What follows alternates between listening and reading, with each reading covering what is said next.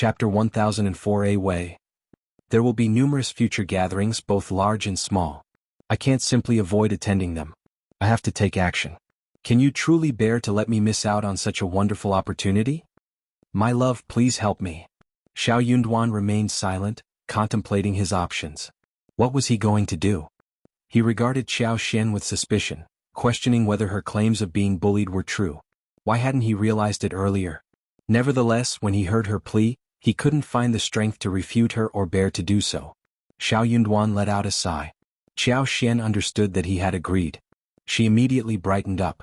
My love, you're the best. I knew you would assist me. Xiao Yunduan. Tell me honestly, how confident are you? He asked. Xiao Xian's smile faded and she responded earnestly, I can't say for certain, but am at least 80% confident. An 80% chance was almost as good as a guarantee. Xiao Yunduan found himself torn between amusement and frustration. After a brief pause, he suggested, let's visit the Crown Prince at the East Palace tomorrow. The Crown Prince is known for his benevolence. Let's hear his thoughts first. All right, let's go and seek the Crown Prince's support. Xiao Xian's remaining worries vanished. Xiao Xian harbored no concerns about her ability to save the peony. As long as the flower remained alive, she believed she had the power to revive it and enhance its vibrancy. It was Xiao Yunduan who felt breathless with anxiety. After all, the events had unfolded within the palace walls. How could they possibly know what was happening? However, if the Crown Prince was willing to provide insight, then there was hope. The Crown Prince would surely be aware if the peony bush was still alive. Xiao Xian had heard of the prince's benevolent nature and hoped that he would grant Xiao Yunduan, a mere Primus, some face. With the Crown Prince's assistance, Xiao Xian would be secure. But if the Crown Prince declined, Xiao Xian would relinquish her pursuit. The following day, Xiao Yunduan sought leave from the Hanlin Academy, and together they made their way to the East Palace to meet the prince. Although referred to as the East Palace of the Great Qin Empire, it was, in fact, a separate mansion adjacent to the palace, not within its confines. Not just anyone could enter the Crown Prince's Eastern Palace. However, Xiao Yunduan's reputation was too prominent. Despite being only a 7th-grade editor at the Hanlin Academy, he was the top scorer. He had even confronted the Tian family head-on, and the emperor had intervened on his behalf. It wasn't just the Eastern Palace. The more influential a residence, the more meticulous they were in selecting their gatekeepers. The position of a gatekeeper was not one that could be entrusted to a mere servant. A single offense, mistake, or unauthorized entry could potentially lead to a disastrous outcome. Upon Xiao Yunduan's introduction, a polite greeting came from the gatehouse. Coincidentally, the Crown Prince happened to be present within the mansion, and someone hurriedly went to inform him. The current Crown Prince was not the offspring of the current Empress Qi. The biological son of Empress Qi was the 3rd prince, who had recently turned 30. The Crown Prince's biological mother was the late Emperor Xian of Qi's Empress Li. Having held power for a considerable duration, Emperor Xian of Qi's reign saw the Crown Prince reach the age of 43 this year. He was known for his integrity, refinement, and gentleness, earning him a reputation as a virtuous individual among the people. The court officials were indeed respectful and deferential toward him. If you find any errors, ads pop up, ads redirect, broken links, non-standard content, etc., please let us know reports so we can fix it as soon as possible. Chapter 1005 at the East Palace. Upon learning that the renowned editor Xiao from the Hanlin Academy had arrived with his wife, the Crown Prince was taken aback. After a moment of contemplation, he instructed them to be brought in. During an imperial court session, his father had mentioned that if editor Xiao encountered any difficulties, he could seek assistance from him or the princes. Since they were here, it would be inappropriate not to meet them. Xiao Xian and Xiao Yunduan followed a young eunuch through a long corridor and several courtyards, finally arriving at a small, exquisitely adorned parlor. Seated on the main chair in the hall was a middle-aged man donning a ginger-colored round dragon collar robe. His eyes exuded gentleness, elegance, and nobility. It was evident that he was the Crown Prince. Xiao Yunduan promptly approached and performed a kowtow. The Crown Prince smiled and raised his hand in a gentle gesture. Rise. Have a seat. Thank you, Crown Prince. Xiao Yunduan stood up and attempted to assist Xiao Xian in getting up. However, when he turned to her, he was taken aback. Xiao Xian seemed lost in her thoughts. Xiao Yunduan grasped her arms and whispered, Wife, wife. He called her multiple times, gradually raising his voice. Eventually, Xiao Xian snapped out of her reverie. Startled, she apologized, "Please forgive me." "It's all right, rise." The Crown Prince remained affable and harbored no ill feelings. The Crown Prince held a simple understanding of the situation. He considered that Miss Qiao was a sheltered woman who had not experienced much of the world. It was natural for her to feel nervous and lose her composure upon seeing him. Being a magnanimous and benevolent individual, the Crown Prince harbored no blame for such a minor incident. Xiao Xian expressed her gratitude, yet her legs remained weak. Xiao Yunduan, filled with suspicion, believed that her unease was due to nervousness, much like what the Crown Prince had assumed. He cast a concerned gaze her way and helped her find a seat. The Crown Prince observed the entire scene and inwardly sighed. His fondness for Xiao Yunduan grew stronger. Xiao Yunduan displayed loyalty and did not forsake his wife. It appeared that he was not merely seeking fame. He genuinely cherished his wife. Sincerity or not, certain details could not be feigned. Unbeknownst to both of them, as Xiao Xian knelt to greet the Crown Prince, her mind buzzed with fleeting images of him. Perhaps due to the prince's esteemed status, those images were not as distinct as the other two, but Xiao Xian was certain they depicted the Crown Prince. Furthermore, if all of this was indeed true, the Crown Prince did not ascend to the throne in the end. It appeared that his fate had taken a turn for the worse. Xiao Xian felt a pang of regret. Her heart skipped a beat upon witnessing that scene, and then the images swiftly vanished. If only she had known earlier, she would have exercised control over her thoughts and observed more. However, what she had glimpsed was sufficient to shock Xiao Xian and weaken her legs. She compelled herself to push those thoughts aside and regain her focus. Fortunately, the Crown Prince did not hold them accountable for the momentary lapse. Yet, the weight of the Crown Prince's grim fate weighed heavily on Xiao Xian, causing her to feel a sense of suffocation. The Crown Prince gazed at the couple and inquired with a gentle smile, "Editor Xiao, why have you come to see me?" Xiao Yunduan and Xiao Xian exchanged glances and were about to rise and respond when the Crown Prince interrupted, "Please remain seated. There is no need for formalities in my presence." "Yes, thank you, Your Highness." "Your Highness, I heard that there has been an issue with the peony flowers in the palace. It is quite coincidental. My wife possesses expertise in cultivating and preserving flowers and trees. Perhaps she could find a way to save them. If you find any errors, ads pop up, ads redirect, broken links, non-standard content, etc. Please let us know reports so we can fix it as soon as possible." Chapter 1006, Am Willing to Try. Xiao Xian bowed respectfully and stated, "Your Highness, I am willing to make an attempt." Upon hearing Xiao Yunduan mention the peony flowers in the palace, a shadow crossed the Crown Prince's eyes. Although Xiao Yunduan referred to them as peony flowers, it was evident to everyone what specific peony flowers he was alluding to. The Crown Prince harbored no desire for the royal family's affairs to become public knowledge. A tinge of disgust toward Xiao Yunduan flickered within him. However, the Crown Prince's demeanor changed upon hearing Xiao Yunduan's words. "What did you just say?" His brows furrowed, a mix of anger and amusement dancing in his eyes. "It's all right if you say such things in front of me, but let's pretend I didn't hear it. Remember not to utter a word about this outside. Matters concerning the royal family should not be taken lightly, understood?" Xiao Xian spoke up, "Your Highness, I am willing to attempt it." The Crown Prince fell silent, studying Xiao Xian intently before speaking with seriousness. "Do you comprehend the gravity of what you are suggesting? Even the most skilled and experienced gardener in the palace has been unable to tend to the flowers. Mrs. Xiao, where do you find the confidence to believe that you surpass them?" Xiao Xian and Xiao Yunduan felt a sense of relief. The Crown Prince possessed a benevolent heart, as evidenced by his persuasive words. "If I may be so bold, may I inquire, Your Highness, whether the peony flower is completely lifeless?" Xiao Xian asked. The Crown Prince furrowed his brow, giving her a brief glance before responding, "Not yet, but the situation is far from favorable." "That is good," Xiao Xian responded. "As long as it has not completely withered, I am willing to give it a try. During my time in the province, I managed to revive an orchid for the Xie family, so I do have some experience in this field." Xiao Yunduan provided further explanation to the Crown Prince. Understanding dawned upon the Crown Prince, and he nodded. He was aware of the Xie family as well. The eldest son of the Xie family was a remarkable individual, and the Crown Prince held great admiration for him. With this knowledge, the Crown Prince's confidence in Xiao Xian grew. After contemplating for a moment, he spoke, "How about this? Tomorrow, or perhaps even today. Do you require any preparations?" Xiao Xian hurriedly replied, I am prepared and ready. We should not delay any further. The Crown Prince nodded, placing even greater trust in her. In that case, I will have the Crown Princess Consort accompany you to the palace today. You may first inspect the flowers. If you succeed in curing them, the Crown Princess Consort will report it to Father, and you can openly attend to them. However, if it proves futile, do not utter a word and simply leave the palace with the Crown Princess Consort.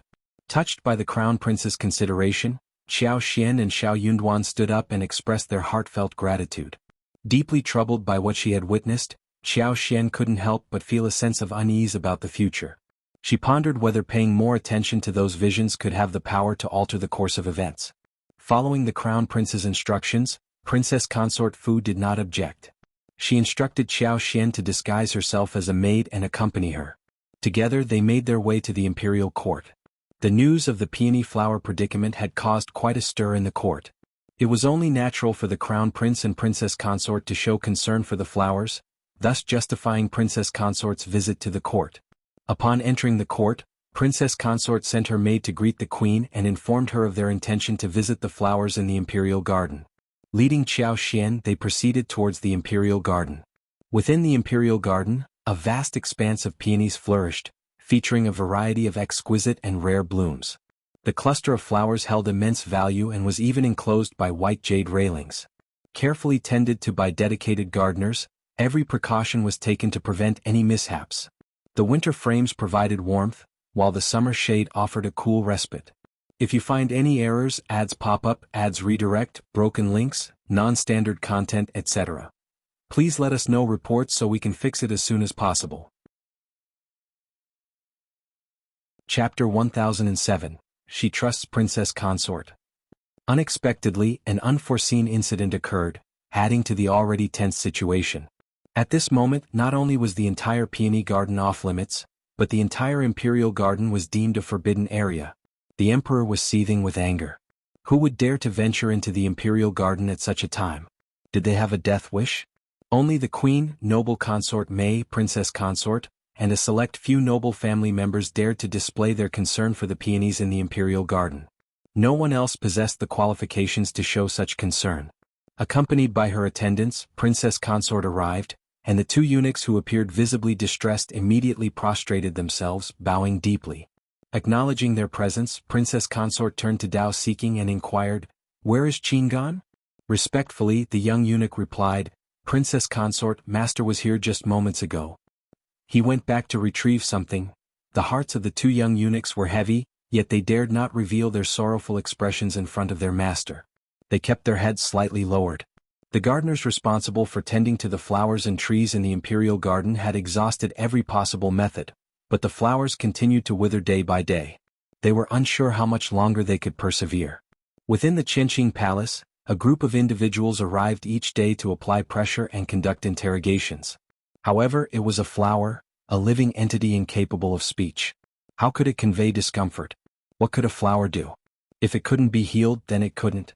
However, the stakes were high. If they couldn't find a solution, none of them would be able to escape the consequences. Princess Consort nodded and casually found a pretext to dismiss the others, then turned to Xiao Xian and asked, "Take a look and see if there's a remedy." Xiao Xian could sense that the peony flowers still clung to life. Although their condition was dire, there was still hope. Xiao Xian carefully inspected the roots, adopting a professional demeanor. In truth, she couldn't be certain if it was due to pests, soil issues, or some other factor. But as long as the plant itself was resilient and provided with sufficient soil, water, and sunlight, there should be no insurmountable problem.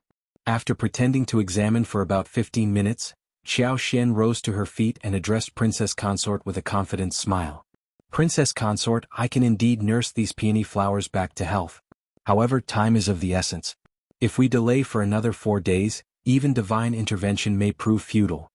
Princess Consort's eyes lit up and she cautioned, "Are you absolutely sure, Ms. Qiao? Think carefully before answering. If you succeed in saving the flowers, even without my intervention, you will be greatly rewarded by the Emperor. However, if anything goes awry, not only will you be in trouble but Editor Xiao and I will also face dire consequences."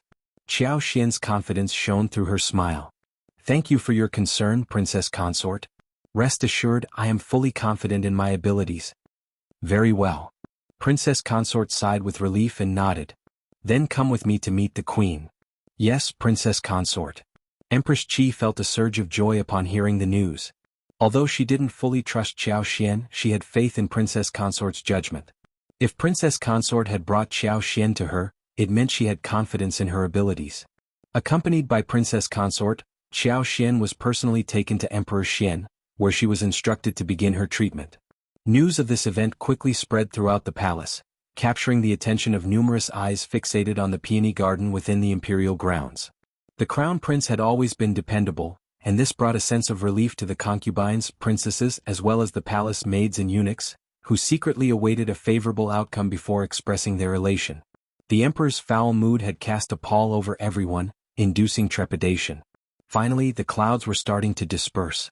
If you find any errors, ads pop up, ads redirect, broken links, non-standard content, etc., please let us know reports so we can fix it as soon as possible. Chapter 1008, Treatment. Qin and the others formed a circle around Qiao Xian, anxiously awaiting her intervention to save the flower. Aware that they might be attempting to steal her knowledge, Qiao Xian made it clear that she would only share the maintenance method without guaranteeing its long-term effectiveness. Flower nurturing, like any other craft, required personal exploration and cultivation. It couldn't be easily taught. Each individual had to rely on their own efforts to comprehend it.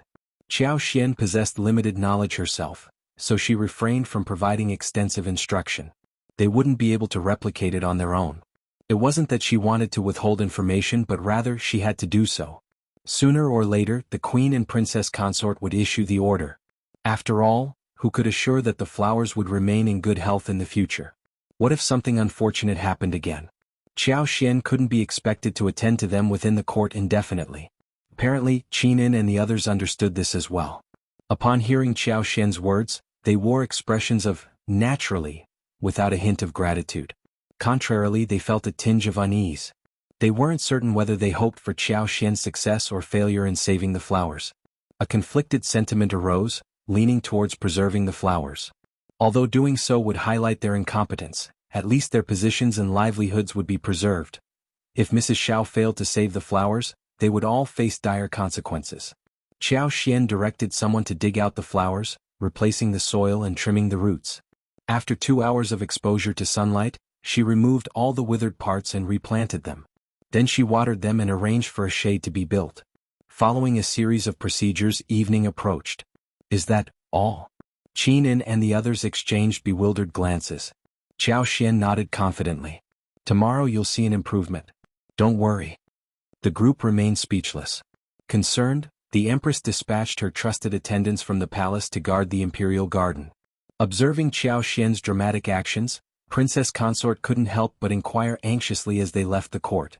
Qiao Xian offered a reassuring smile. Princess Consort, please don't worry. I have great confidence in this. With a smile, Princess Consort sighed. Well, we have no choice but to trust you.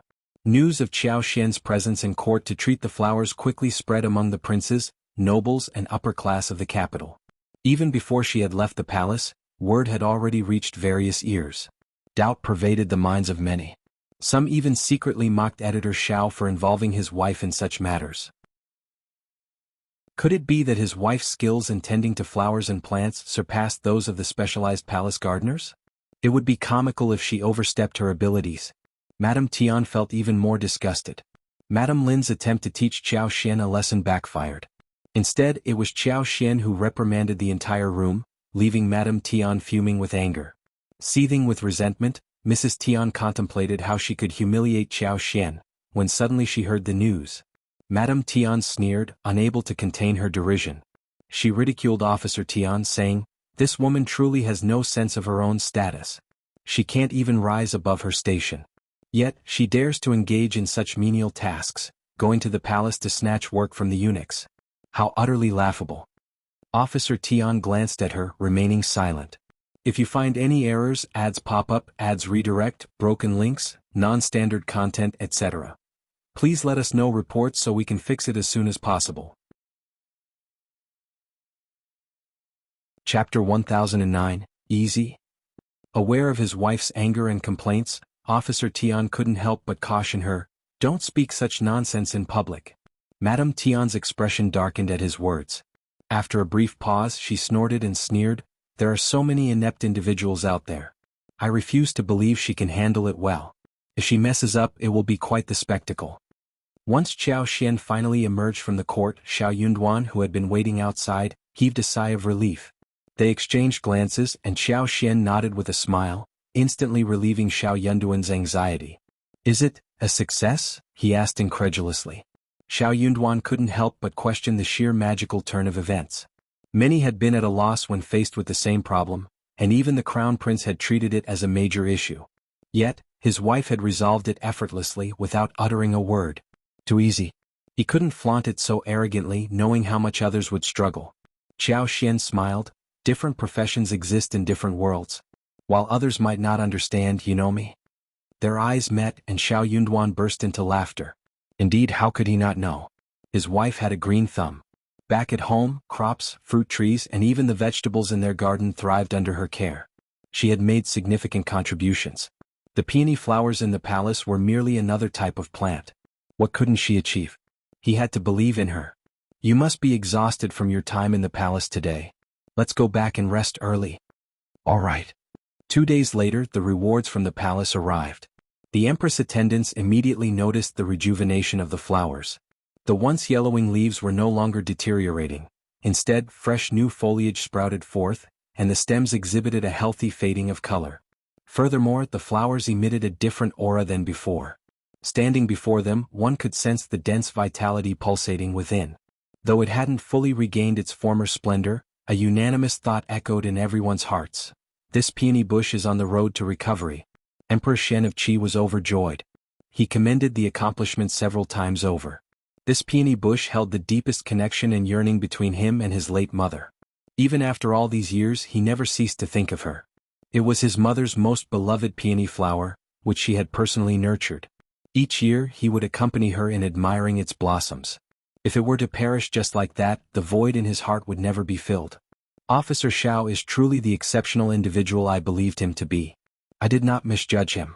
I never anticipated his wife to possess such remarkable talent. I must bestow upon them generous rewards.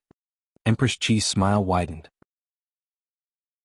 When Princess Consort brought Ms. Qiao to see me that day, I noticed her elegance and grace. She displayed no trace of fear and possessed a temperament that rivals that of a true noblewoman. Who could have imagined her remarkable capabilities? Women often indulge in cosmetics, pets, and flowers, but finding someone like Miss Qiao is rare indeed. The emperor recollected his encounter with Xiao Xian the other day. While he hadn't paid much attention to her at the time, he was not one to shy away from recognizing merit. With a nod and a smile, he remarked, "Editor Xiao, you have good taste." Empress Qi's smile grew even brighter. Miss Qiao healed the flowers, bringing joy to the emperor's heart and mind. I wish to reward her as well. Emperor Shen of Qi burst into laughter. You should give the rewards as well. It is a reflection of your filial piety. If you find any errors, ads pop up, ads redirect, broken links, non-standard content, etc., please let us know reports so we can fix it as soon as possible. Chapter 1010, Reward. The flower held immense sentimental value for the former Empress Dowager, and Emperor Shen of Qi's recognition was well placed.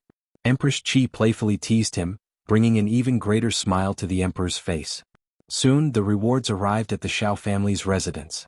They received 20 bolts of exquisite brocade, 300 liang of gold, and a pair of rui scepters adorned with gold and jade. The emperor's rewards were typically modest, making it quite exceptional for him to bestow such lavish gifts upon foreign ministers. Xiao Yunduan and Xiao Xian expressed their gratitude with kowtows and accepted the gifts humbly. Shortly after, rewards from the empress, noble consort Mei, consort Da, and concubine Wan also arrived. The empress presented them with a complete set of Magnala-patterned clothing embellished with pearls, along with 2 handcrafted palace fans. Noble consort Mei gifted them a pair of jade bracelets and pearl earrings. The other concubines contributed with various pieces of jewelry or playful trinkets. As the empress and the imperial consort had given their rewards, the other concubines naturally followed suit.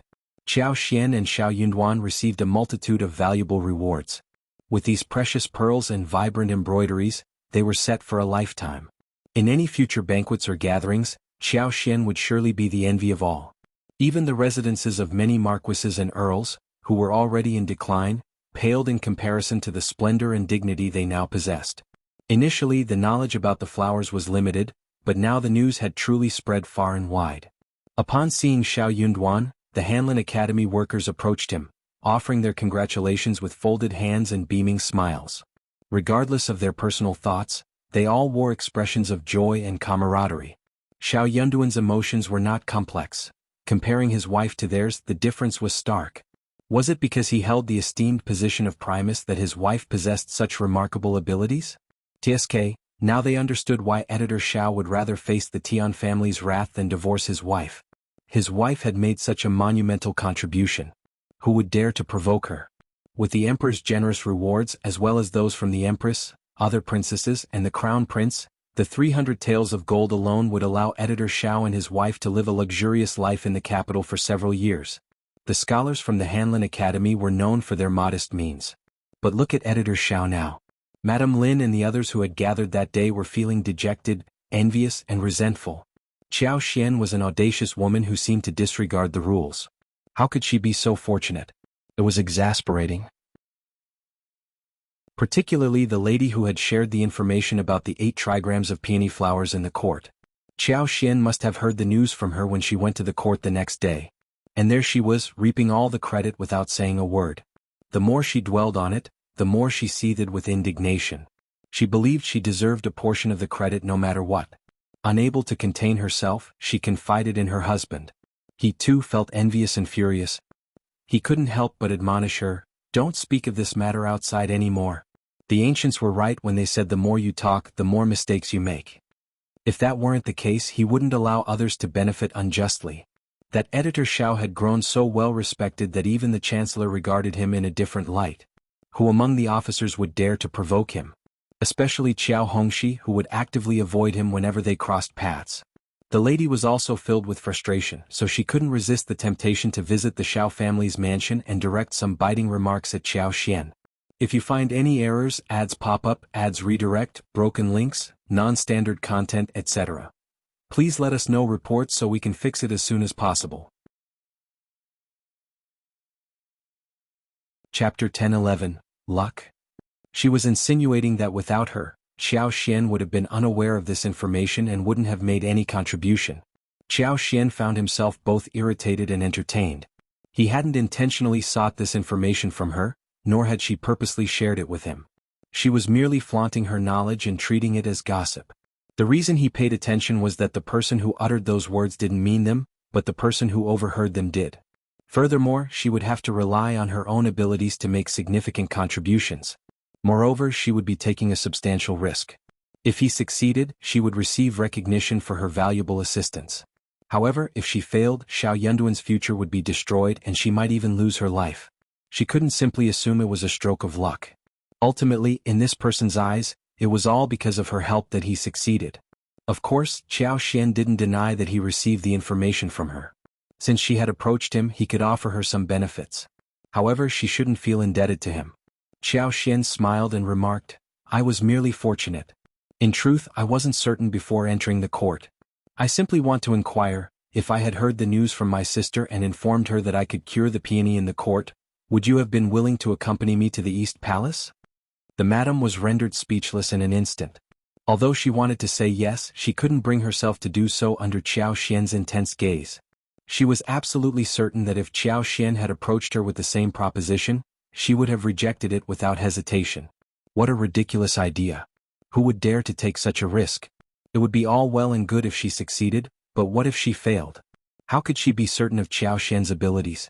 What if there was no solution? Wouldn't he be implicated because of her? This was definitely insufficient. Xiao Xian smiled knowingly. The lattice face turned crimson, and she felt a tinge of embarrassment creeping in. Xiao Xian's words made her feel slightly ashamed. Xiao Xian paused her actions and spoke with a smile. "The other day I consulted my husband about this matter and he informed me. That's why I dared to come to the East Palace to meet the Crown Prince. However, I must acknowledge that I initially received the news from you. Otherwise, I might not have come across it from other sources. I should express my gratitude to you, sister. The madam was left speechless, unable to refute her words. Not many individuals were privy to this information, but it wasn't entirely undisclosed. Qiao Xian could have learned about it from another source. Consequently, all the resentment and the sense of being owed by Qiao Xian, along with the obligation to express gratitude and make amends, vanished. Upon hearing Qiao Xian's words, she felt a sense of relief.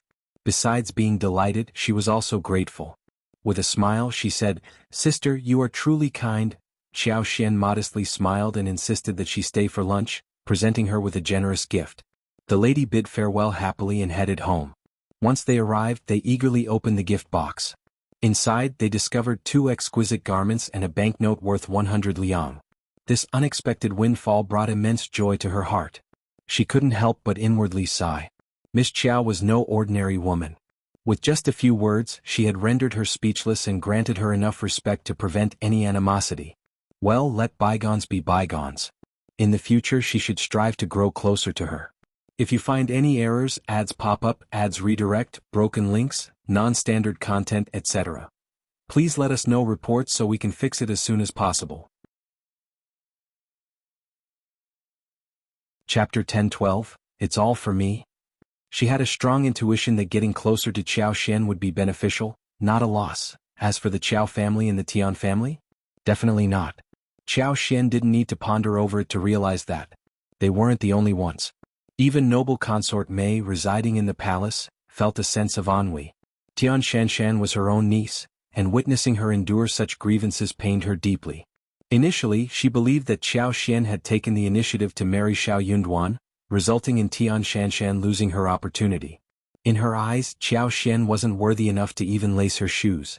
However, she never anticipated that Qiao Xian would be praised and rewarded by the emperor and the queen. Listening to the empress' words, claiming that Qiao Xian possessed dignity and magnanimity, and was in no way inferior to a legitimate daughter. What did she mean by that? Wasn't she openly and covertly targeting Shanshan? To put it bluntly, they were indirectly talking about her. Nevertheless, since the empress had rewarded Qiao Xian, noble consort Mei had no choice but to begrudgingly follow suit. The mere thought of it left her feeling incredibly stifled. Noble consort Mei couldn't let it slide. She urged her son, the 4th prince, to teach Miss Qiao a lesson no matter what. Xiao Yunduan didn't have to lift a finger, but Miss Qiao couldn't escape so easily. Otherwise, Shanshan would be left in utter misery. Moreover, by dealing with Qiao Xian, it would be a way to slap the queen's face. Contemplating the queen's remarks about Qiao Xian, noble consort Mei couldn't help but feel a surge of anger. The 4th prince was also growing restless. Editor Xiao had escorted Miss Qiao to meet the crown prince.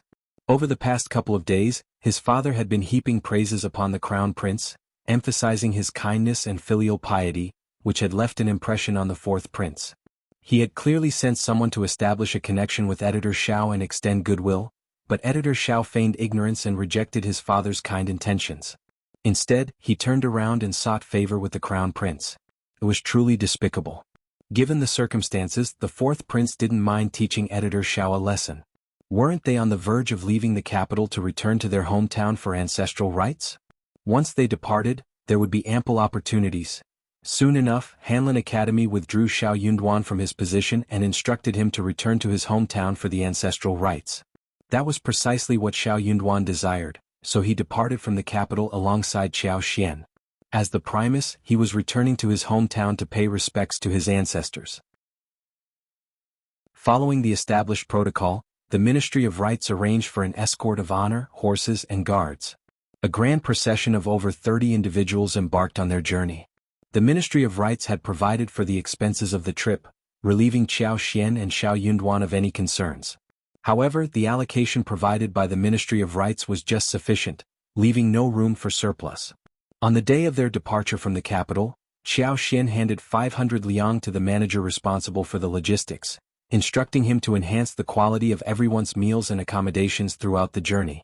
Additionally, each individual received a red packet containing 10 liang. Initially, the members of the escort team had reservations about undertaking such a demanding task. However, now they expressed their gratitude wholeheartedly. They took great pride in escorting the Primus back to his hometown for ancestral rites.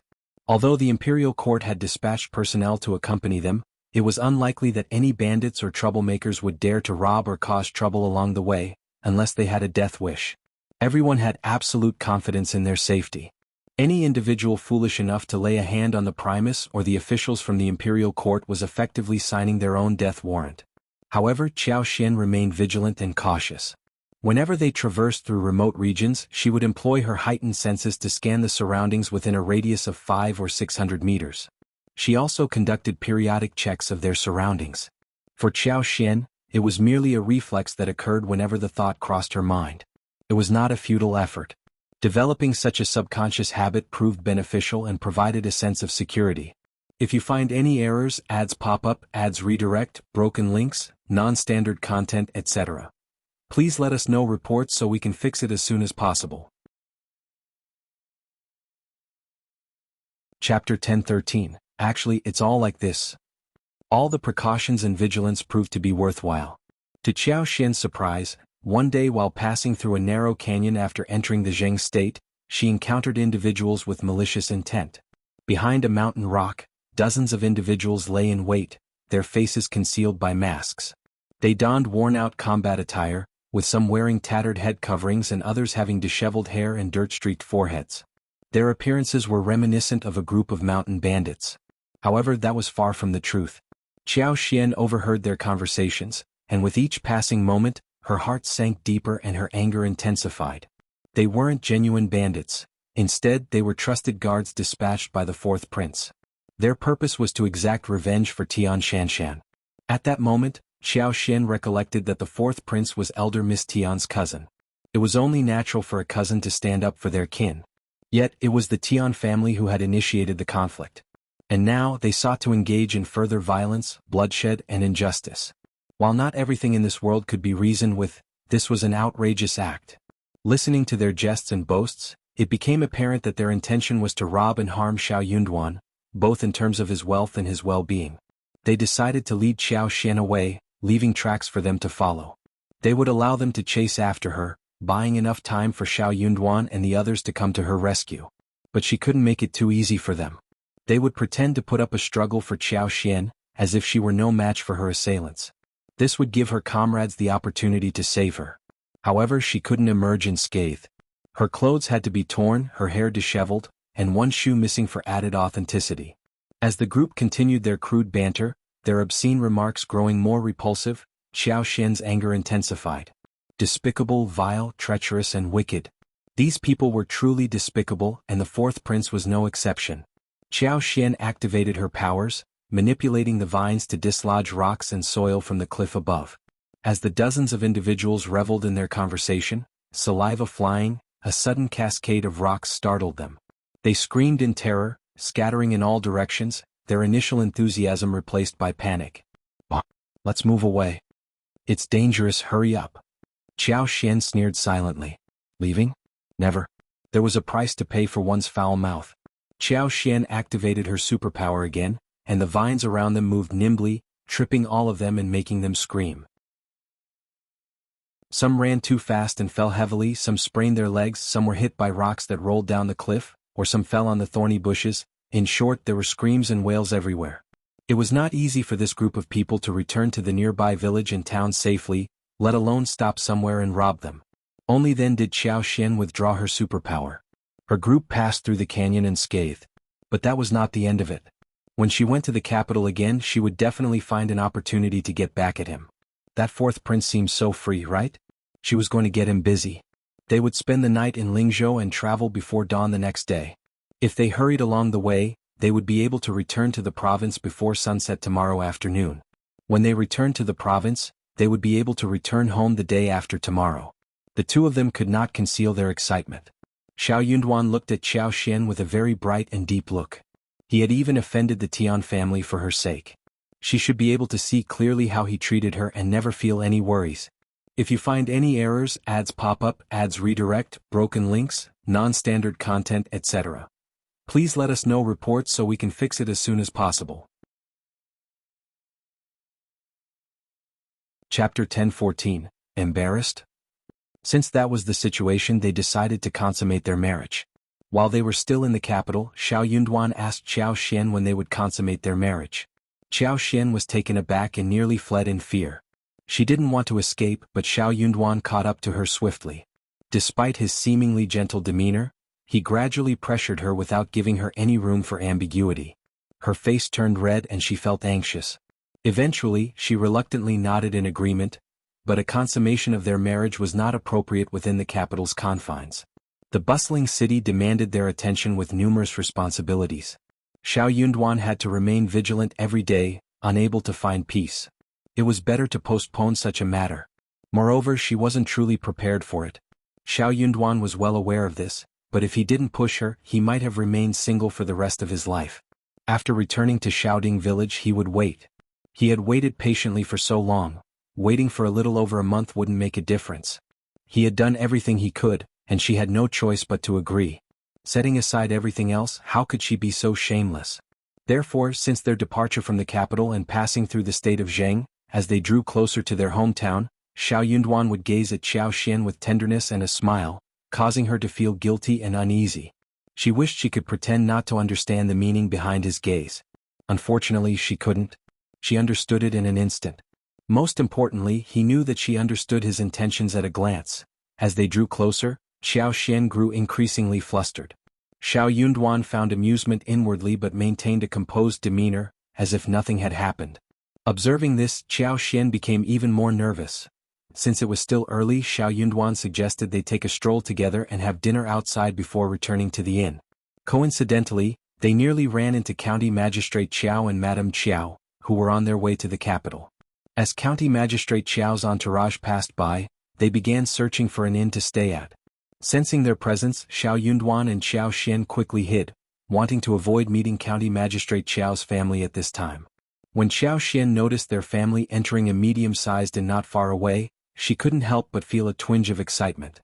I really want to follow them. Most importantly, concubine Xing was not faring well.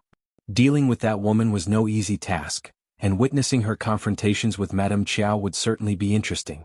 Xiao Yunduan smiled. It's not very convenient. Just endure it for a while. We'll see them in the capital. True. Imagining the reactions of County Magistrate Qiao and Madame Qiao upon learning that the Qiao family had severed ties with them, they couldn't help but exchange smiles. Especially after learning how the Emperor protected Xiao Yunduan and Xiao Xian, praising them for their contributions to the Empire. If you find any errors, ads pop up, ads redirect, broken links, non-standard content, etc., please let us know reports so we can fix it as soon as possible. Chapter 10:15. So angry? Her father, who was solely focused on climbing the ranks and driven by greed, must have been seething with anger. Wait, the news of Xiao Yunduan's promotion to intermediate Primus must have spread like wildfire, right? Her despicable father and Madame Qiao must have been filled with anxiety upon hearing the news. Indeed, that was exactly the case. County Magistrate Qiao had no knowledge of the misdeeds committed by his mother and two brothers.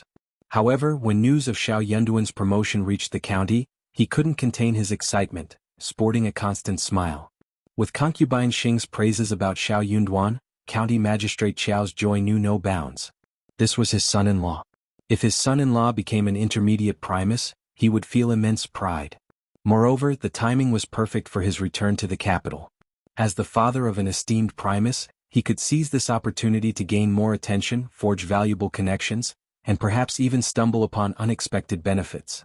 Fueled by concubine Xing's persuasion, County Magistrate Qiao made up his mind to return to the capital, paying little heed to Madame Qiao's condition. Madame Qiao was infuriated. The news of Xiao Yunduan's promotion stirred a storm of anger within Madame Qiao. So what had she accomplished? Xiao Xian's former fiancé had passed the examination, while her true husband had ascended to the position of intermediate Primus.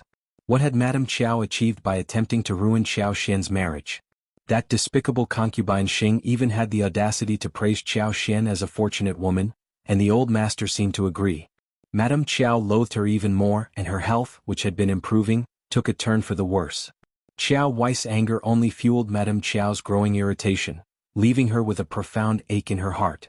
Auntie Ling offered comforting words to Madame Qiao. So what if Xiao Yunduan is the Primus and second Miss is the wife of the Primus? They will still have to show you respect. I hold filial piety in high regard, so let's see if they dare to be unfilial. If Madame declares them as such, second son-in-law will lose his position. I doubt they would dare to defy that. Madam, you must take good care of yourself. As long as you're present, they won't be able to cause any trouble. Madame Qiao felt slightly reassured. That's right. Xiao Yunduan had obtained an official position, and he couldn't afford to disregard filial piety, or else he would risk losing his position. Qiao Xian would be taught a lesson if she dared to challenge Madame Qiao. Surprisingly, Madame Qiao let out a sigh of relief and resolved to regain her health. She wanted to live a long life and make trouble for Qiao Xian and Xiao Yunduan. However, before she could act, concubine Xing and Officer Qiao caused her further trouble. Officer Qiao suggested leaving Madame Qiao and Qiao Wei behind to recuperate while they returned to the capital first. Madame Qiao grew annoyed once again. Of course, she refused and insisted on accompanying them. On that day, she coincidentally encountered Xiao Yunduan and Xiao Xian, who were returning to pay respects to their ancestors. However, they were unaware of Madame Qiao's presence. The following day before dawn, Xiao Xian, Xiao Yunduan and the others set off. Their journey went smoothly, and they arrived at the province before sunset. The establishment of the new Primus ceremonial entourage naturally drew attention in the province. The magistrate's office promptly responded and warmly welcomed the group, inviting them to rest at the courier station. While Xiao Yunduan entrusted Songshi with delivering greetings to the Xie family, he himself went to meet the magistrate. He displayed politeness and good manners, greatly pleasing the magistrate. If you find any errors, ads pop up, ads redirect, broken links, non-standard content, etc., please let us know reports so we can fix it as soon as possible. Chapter 10:16, Province. The prefectural magistrate went out of his way to show hospitality, ordering a lavish spread of food and inviting several junior officials and prominent figures from the local government office to warmly welcome them. Although Xiao Yunduan held the rank of a 7th-grade official, his potential for a promising future was evident. Being a capital official, he naturally commanded more respect than local officials. Furthermore, as the province's primus, he brought pride to the magistrate, who was more than willing to extend him courtesies. The magistrate had initially intended for his wife to entertain Xiao Xian, but Xiao Yunduan graciously declined, informing him that Xiao Xian would be visiting First Madam instead. Therefore the plan was abandoned. Word had spread throughout the province about Xiao Yunduan's ascent to the position of Primus. First Madam Yuejing Xiao and Xie Jingrong were all filled with joy for his achievements. First Madam couldn't help but feel envious. She scolded Yuejing Xiao, "I no longer aspire to be the Primus, but being recommended man would make me proud. At least she would be proud of me." Upon hearing this, Yuejing Xiao's scalp tingled, and he quickly made an excuse to leave. Upon learning that the Primus had returned to pay respects to his ancestors, First Madam was contemplating the veracity of the news. She was about to send someone to gather more information when Xiao Xian arrived at her doorstep with Li Xia and Li Qiu. First Madam was elated and personally greeted her. Xiao Xian felt a warm connection with First Madam, as if they were mother and daughter. Xiao Xian also paid a visit to Madame Yuejing, presenting her with a gift. Madame Yuejing was equally delighted and engaged her in a friendly conversation. Madame Yuejing had to admit that the Qiao family had a knack for making friends. Upon arriving at First Madam's residence, Ms.Yan welcomed them warmly and engaged in pleasant conversation. When Xiao Xian distributed rewards, the entire household of First Madam and Ms.Yan shared in the happiness. Since Xiao Xian was staying at First Madam's residence, she joined them for dinner.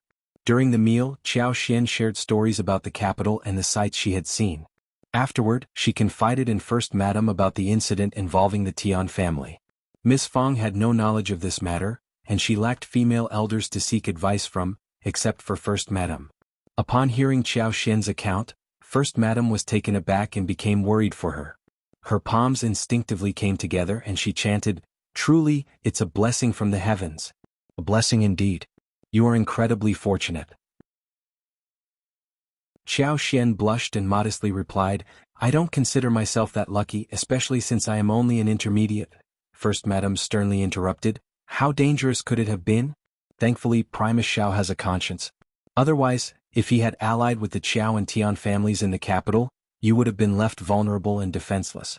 That would have been exceedingly perilous." Xiao Xian was startled, realizing the gravity of the situation. Initially she hadn't given it much thought, but now she couldn't help but break into a cold sweat. Forced to smile, she said, It appears I am indeed fortunate. I didn't misjudge my husband. First Madam smiled and affirmed, absolutely. I dare say there are very few men like Primus Xiao in the entire country. That's why I say you're lucky. However, the two of you don't have a solid foundation. Your father and mother have already entered the capital. When you return, trouble is bound to arise. Additionally, the Tian family may not be willing to let the matter rest. You must make plans in advance and remain vigilant. If you find any errors, ads pop up, ads redirect, broken links, non-standard content, etc., please let us know reports so we can fix it as soon as possible. Chapter 1017 Shame? Our family may not have a business in the capital, but we do have good friends there. I will send you a letter later with their information. If you encounter any difficulties, you can seek their help. Do you need more money? When you return, I will give you tens of thousands of taels extra. It will come in handy when you reach the capital, and if you face any financial constraints, you can turn to my friend for assistance. Xiao Xian was deeply moved and replied with a smile, Auntie, we have sufficient funds, but if we ever fall short, we will not hesitate to ask for your support. First Madam smiled warmly and said, that's wonderful. There's no need to be formal with me. Just come to me whenever you need help. I don't believe the Tian family will dare to cause trouble for you in the near future. However, we cannot guarantee that they won't secretly instigate your parents to cause trouble. Primus Xiao's reputation is crucial. If by any chance things take a turn for the worse, remember to plan carefully and avoid impulsive actions. If the Tian family discovers any leverage against you, they will undoubtedly exploit it to cause trouble.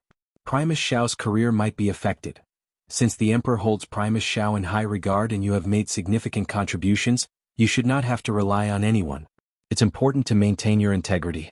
If you find yourself backed into a corner, you must be reasonable.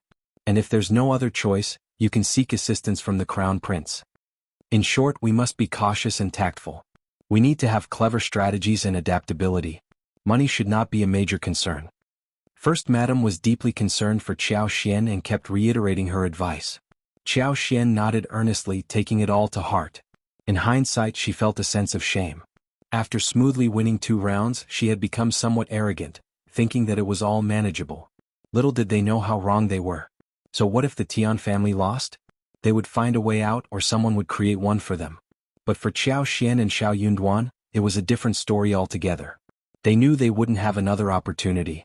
If they failed, their reputation would be ruined, and their lives could even be at stake. Therefore, they had to remain on high alert and couldn't afford to be careless. It was already late at night when Xiao Xian finally left First Madam's residence and returned to the station. She promised to come back and stay for a few more days once they returned to the capital. The following day, Xiao Yunduan set off for home, so he didn't drink much during the evening gathering. He arrived back after Xiao Xian had returned home. They chatted for a while, and as they were about to go to bed, Xiao Yunduan suddenly smiled at Xiao Xian. Wife, in 4 days, it will be an auspicious day. Yawning, Xiao Xian opened her eyes in confusion. What? Are you planning to host a feast for the villagers on that day? Sure, we can do that. Xiao Yunduan chuckled and shook his head. No, my dear. It's an auspicious day for a wedding, my wife. Xiao Xian was taken aback, and her face instantly flushed. She instinctively touched her face and turned inward without saying a word. Xiao Yunduan didn't know whether to laugh or cry. He couldn't help but hold her shoulders and give her a gentle squeeze. Darling, did you hear me? Xiao Xian couldn't help but smile, her lips curling up involuntarily. She replied softly, yes, good. Xiao Yunduan chuckled and released her, taking a step back with a silent smile. He couldn't wait any longer. Since they were leaving the next day, they needed to meet Yuezhing Xiao and Xie Jingrong and return home first. During this time, the days felt long and the nights were short. The group didn't stay in the county city and instead headed back to Shaoding village. They had already sent people back to the village to tell the news. When they arrived, they saw that the entrance of the village was filled with villagers welcoming them. If you find any errors, ads pop up, ads redirect, broken links, non-standard content, etc., please let us know reports so we can fix it as soon as possible. Chapter 1018, Greeting Mr. Primus. Xiao Xian and Xiao Yunduan were taken aback by the overwhelming enthusiasm of the villagers. They had expected a warm welcome from their family, but they were surprised to see the entire village mobilized in such a grand manner. While they were not individuals driven by fame or fortune, the sight before them ignited a spark of excitement in their hearts. They exchanged glances, their smiles reflecting the joy they felt. Xiao Xian playfully teased Xiao Yunduan. "Look at you, Mr. Primus, commanding such admiration. No wonder scholars aspire for glory. Such acclaim is truly something to behold." Xiao Yunduan smiled in response, his eyes filled with pride. "It is your deserved honor as well." Xiao Xian's heart fluttered at his words, their love and support for each other shining through their smiles. The villagers, brimming with excitement, eagerly called out as they spotted Xiao Xian and Xiao Yunduan approaching. "Here they come. Mr. Primus has returned. Our esteemed Mr. Primus has graced us with his presence. Let us welcome our esteemed Mr. Primus. We must ensure that Mr. Primus receives a grand reception." The villagers couldn't contain their joy, their faces lighting up with anticipation. They gathered around Ms. Fong, eldest uncle, the land officer, and a few revered elders of the village. Approaching the group, they bowed respectfully, their voices filled with reverence. "Greetings, Mr. Primus. We bow and pay our respects. We humbly greet Mr. Primus." The sudden turn of events caught Ms. Fong, eldest uncle, and the others off guard. Their expressions showed a mix of surprise and anxiety, unsure of how to respond to such an exuberant display. Yang Xiaoni was stunned and subconsciously knelt down. Xiao Sanlang. Witnessing this, Miss Su hesitated for a moment before deciding to join them in kneeling. Xiao Yunduan and Xiao Xian were dumbfounded by the sight before them. "No!" they exclaimed simultaneously, quickly stepping out of the carriage and rushing forward. Xiao Yunduan assisted the land officer to rise, while Xiao Xian helped the female elders to their feet. Calling out, "Dad, Mom," she addressed Miss Su and Yang Xiaoni, caught between laughter and tears. "Sister-in-law, third sister-in-law, please stand up. This is unnecessary." Upon seeing her two daughters-in-law kneeling, Miss Fong grew infuriated. "What are you doing? Eldest son, third son, have you lost your minds as well?" Xiao Dalong and Xiao Sanlang swiftly helped their wives to their feet. Yang Xiaoni chuckled in embarrassment. "Oh, my legs simply gave out.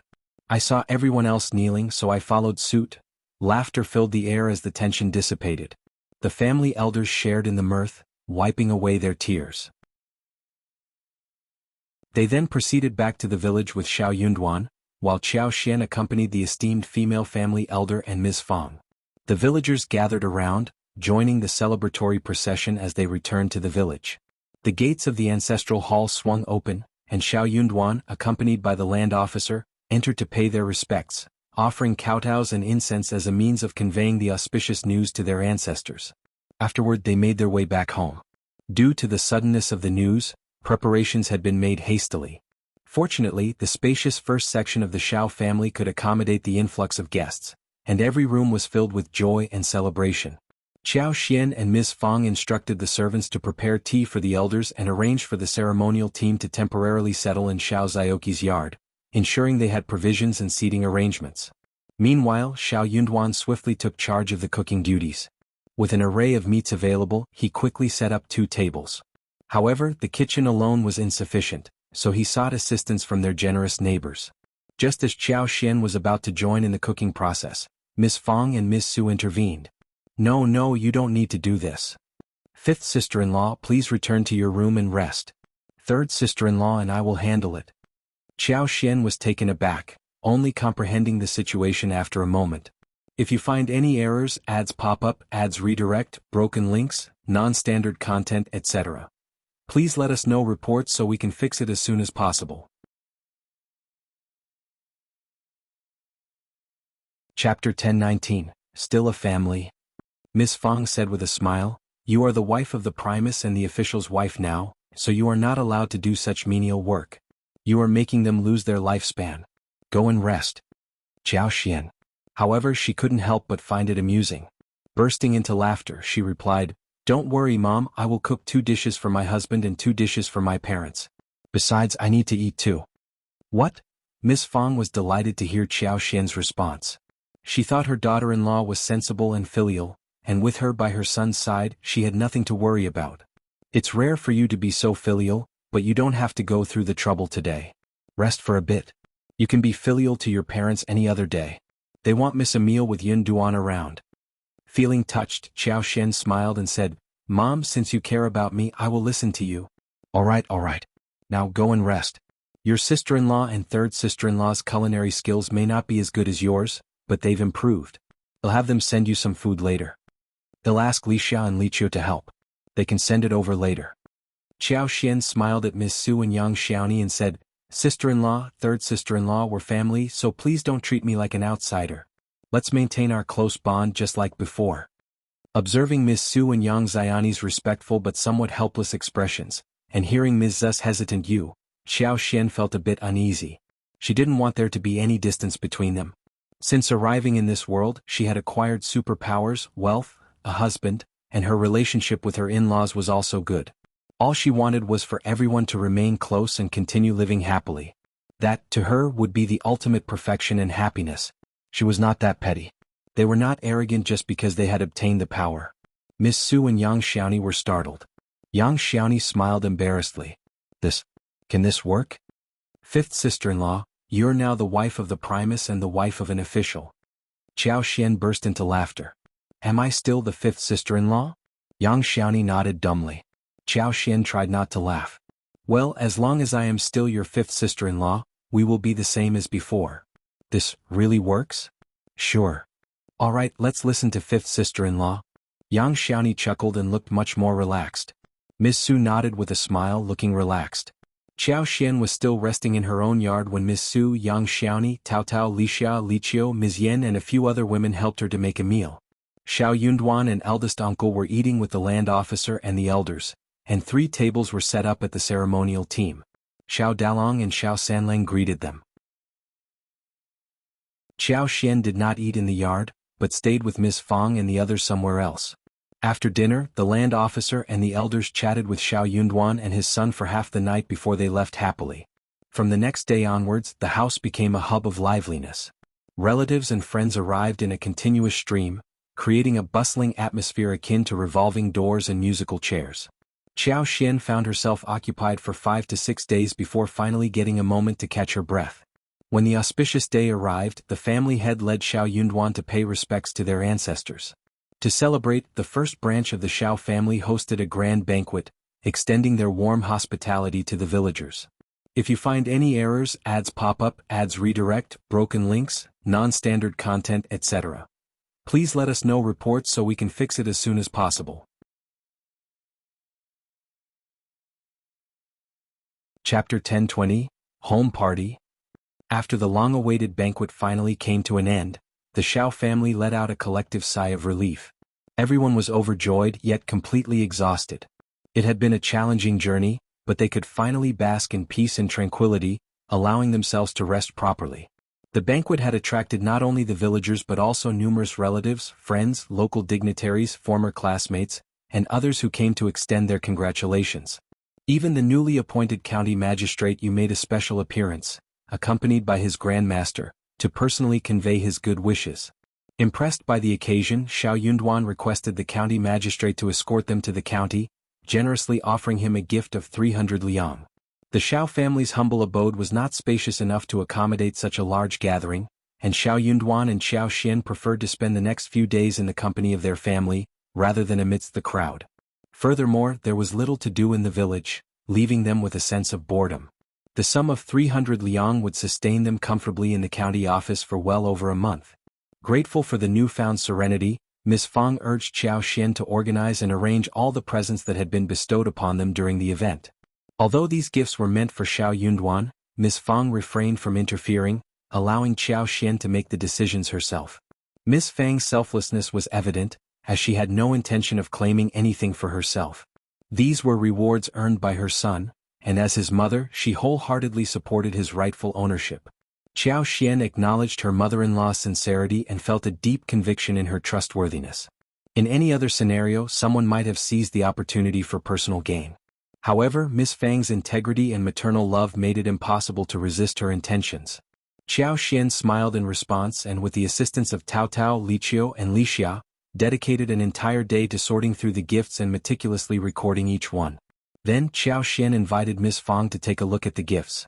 The total sum amounted to an impressive 8,688 liang, consisting of 8 screens, each with its unique characteristics. One was made of exquisite rosewood, another intricately carved with crystal, and the third adorned with embroidered 6 jade halls. Among the presents were also 80 pieces of silk and satin, each distinct in its design and texture. Additionally, there were porcelain items, jade artifacts, purple copper, wood carvings, and an array of various decorations. Not to forget, there were calligraphy and paintings as well.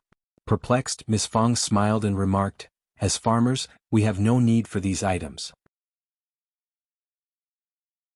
Even if we were to select the most suitable ones, we couldn't possibly make full use of them. Choose some valuable ones from the province and bring them along to the capital. They may come in handy there. Give a portion of the remaining silver as taxes to the government, and keep the 8,000 taels. You'll find plenty of use for the silver when we reach the capital." Xiao Xian nodded in agreement and proceeded to enlighten Miss Fong about the value of the various items, ensuring she wouldn't make any mistakes when presenting gifts in the future. Afterwards, Xiao Xian requested 6,000 liang from Xiao Yunduan. Xiao Dalong, San Lang, Tao Tao, and the others also received their share. Although Qi wasn't present, his portion was set aside, while the rest was added to their shared savings. Following a discussion with Ms. Fong, Xiao Xian carefully selected some clothes, packed them up, and distributed them to Xiao Dalong, Xiao Sanlang, Qi, Tao Tao, and others. Tao Tao's gift was particularly valuable and exquisitely crafted, making it suitable to be preserved as a future dowry. The servants had worked hard these few days, so they were rewarded heavily as well. This time everyone was happy. It was a family dinner tonight, and Xiao Xian was going to cook a good meal for everyone. That made everyone so happy that they took the initiative to help Xiao Xian as if it were the new year. While they were happy, everyone could not help but think of Qi and sigh sadly. If you find any errors, ads pop up, ads redirect, broken links, non-standard content, etc., please let us know reports so we can fix it as soon as possible. Chapter 1021, Cooking. If only Qi were at home too. Qi would undoubtedly bring back the best game from the mountains and take everyone to the river to catch the plumpest, freshest fish. That would be wonderful. Regrettably, they had no knowledge of which military camp Qi was stationed in the northwest. How was he faring? Did he endure hardships? Did he long for home and his loved ones? The uncertainty of his return weighed on their minds. Despite missing him dearly, they were all mature individuals who understood that while Qi served in the army, Xiao Yunduan was flourishing with the assistance of the Xie family. Qi himself was capable and resourceful, so they refrained from dampening the festive atmosphere with worries. They continued to chat and laugh, cherishing the joyous occasion. The fish and prawns in the Zhang village pond were plump and abundant, prompting Xiao Xian to have someone catch numerous prawns, a turtle, and 2 fish. In the evening she would prepare crispy shrimp balls, braised chicken nuggets, clear soup fish balls, beetle taro pork, sweet skin duck, crispy chicken, mutton soup, tofu, sour soup, stir-fried bamboo shoots, garlic lettuce, and silky yams. As the dishes took shape, the 3 stoves simultaneously burst into action. The kitchen emitted waves of tantalizing aromas that awakened everyone's appetite. During dinner, delectable dishes adorned the table. Everyone gathered happily, engaging in conversation while savoring the flavorsome feast. Their taste buds were captivated. Finally, 5th sister-in-law's culinary skills. 5th sister-in-law is an exceptional cook. No matter how hard we try, we can't match her. It's incredibly delicious, truly mouth-watering. Xiao Xian was also delighted, sporting a smile. Now that I'm back, I'll cook more often, and our ingredients will always be readily available. I'll visit regularly. She had so much to attend to, how could she possibly leave? Without the assistance of her extraordinary abilities, it would be inconceivable. Upon hearing Xiao Xian's declaration, Yang Xiaoni and the others were filled with joy and eagerly inquired if it was true. Xiao Xian responded with an affirmative nod and a warm smile, bringing a sense of relief to everyone present. Xiao Yunduan exchanged a glance with Xiao Xian and chuckled helplessly. He had already discussed this matter with his wife. It was simply impossible for him to return home every year, let alone multiple times throughout the year. However, Xiao Xian was concerned about her family and their assets. If she were to come back, she would make appropriate arrangements along the way. Anticipation filled the air, enhancing the lively atmosphere at the dining table as everyone enjoyed their meal. With a loving expression, Miss Fong beamed with joy. They were truly a united family now. It was the greatest gift of all. After dinner, the group engaged in pleasant conversation for a while before retiring to their respective rooms for a well-deserved rest. Xiao Xian, who had been weary from the recent events, was grateful for the chance to finally get some proper sleep. In the courtyard, Xiao Yunduan stood with his hands behind his back, gazing up at the radiant moon in the night sky. The moon was more than halfway full, casting its gentle glow upon the tranquil surroundings. Moonlight cascaded like flowing water, casting ethereal shadows in the small courtyard. Amidst the lush green foliage, white gardenias bloomed, emitting a delicate fragrance that permeated the air. As a gentle breeze caressed the area, the scent of the flowers filled Xiao Xian's nostrils. Admiring the moon here, my love? Having finished her bath, Xiao Xian noticed Xiao Yunduan's absence in their room and found him near the gardenia bush. She approached him with a smile, joining him in his moonlit reverie. If you find any errors, ads pop up, ads redirect, broken links, non-standard content, etc., please let us know reports so we can fix it as soon as possible.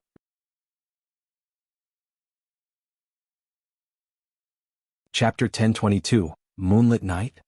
Xiao Yunduan affectionately embraced Xiao Xian as she got startled, attempting to break free. However, he seemed unusually resolute today, tightening his hold and preventing her from escaping. Though not physically strong, his determination was evident. As his hands touched her, Xiao Xian's skin grew warm, causing her cheeks to flush. With a smile she protested, "What are you doing? Let go of me. Wife, let us consummate our marriage tonight," he whispered. "What?" Xiao Xian's eyelids twitched in surprise. "Are you unwilling?" His tone and expression softened, melting Xiao Xian's heart. Without thinking she replied, "Of course not." "Good, as long as you agree." Xiao Xian was left speechless. Xiao Yunduan's eyes, filled with affection, sparkled under the moonlight. A charming smile graced his handsome face, making her blush. Confused, Xiao Xian stammered, But the auspicious day has already passed. Earlier, he had mentioned that they would consummate their marriage on an auspicious day, but his plans had been disrupted by the whirlwind of his return and busy days that followed. How could he find the time? That day had passed without anything happening, leaving Xiao Xian slightly disappointed. Naturally, she would never admit it to Xiao Yunduan, or his ego would soar. However, Xiao Yunduan was already quite proud of himself. He chuckled and said, "So, you've been thinking about the auspicious day. My apologies. But don't fret. Today is also an auspicious day." Xiao Xian grew startled and blushed. Playfully she landed a punch on his arm. "What nonsense are you talking about? I am not thinking about it." Xiao Yunduan burst into laughter. Yes, you are not thinking about me, but I am as well." Xiao Xian said proudly, "That is more like it." As Xiao Xian felt weightless, she realized that Xiao Yunduan had already scooped her up into his arms. Startled, she instinctively wrapped her arms around his neck. Their proximity brought their gazes together. In each other's eyes, their reflections appeared both clear and hazy. Their entwined gaze blurred their vision, stirred their hearts, and left their minds in a whirl. Feeling overwhelmed, Xiao Xian feigned composure and averted her eyes, her face and ears turning crimson. Xiao Yunduan smiled, lowered his head, and planted kisses on her cheeks, forehead, eyebrows, and finally her lips. Xiao Xian's mind went blank, her body growing limp. Her heart raced in a flurry, causing her to panic. However, Xiao Yunduan only bestowed gentle kisses upon her. Chuckling softly, he carried her towards the bedroom. Thick curtains concealed their intimate moments, keeping them hidden from prying eyes. Xiao Xian drifted into a deep, restful sleep, surrendering herself to the comfort of the bed. When she finally woke up, it was already afternoon. Sunlight filtered through the window veils, casting diagonal beams on the light green tiles. The rustling of leaves could be faintly heard as the wind brushed past. Blushing, Xiao Xian averted her gaze upon seeing Xiao Yunduan's smiling eyes. Savoring the moment, Xiao Yunduan tightened his embrace and brushed his lips against her face. "Are you awake?" Today it didn't matter if she slept in. Xiao Xian had no fear of gossip. Instead, she felt a heightened sense of embarrassment in Xiao Yunduan's presence. If you find any errors, ads pop up, ads redirect, broken links, non-standard content, etc., please let us know reports so we can fix it as soon as possible.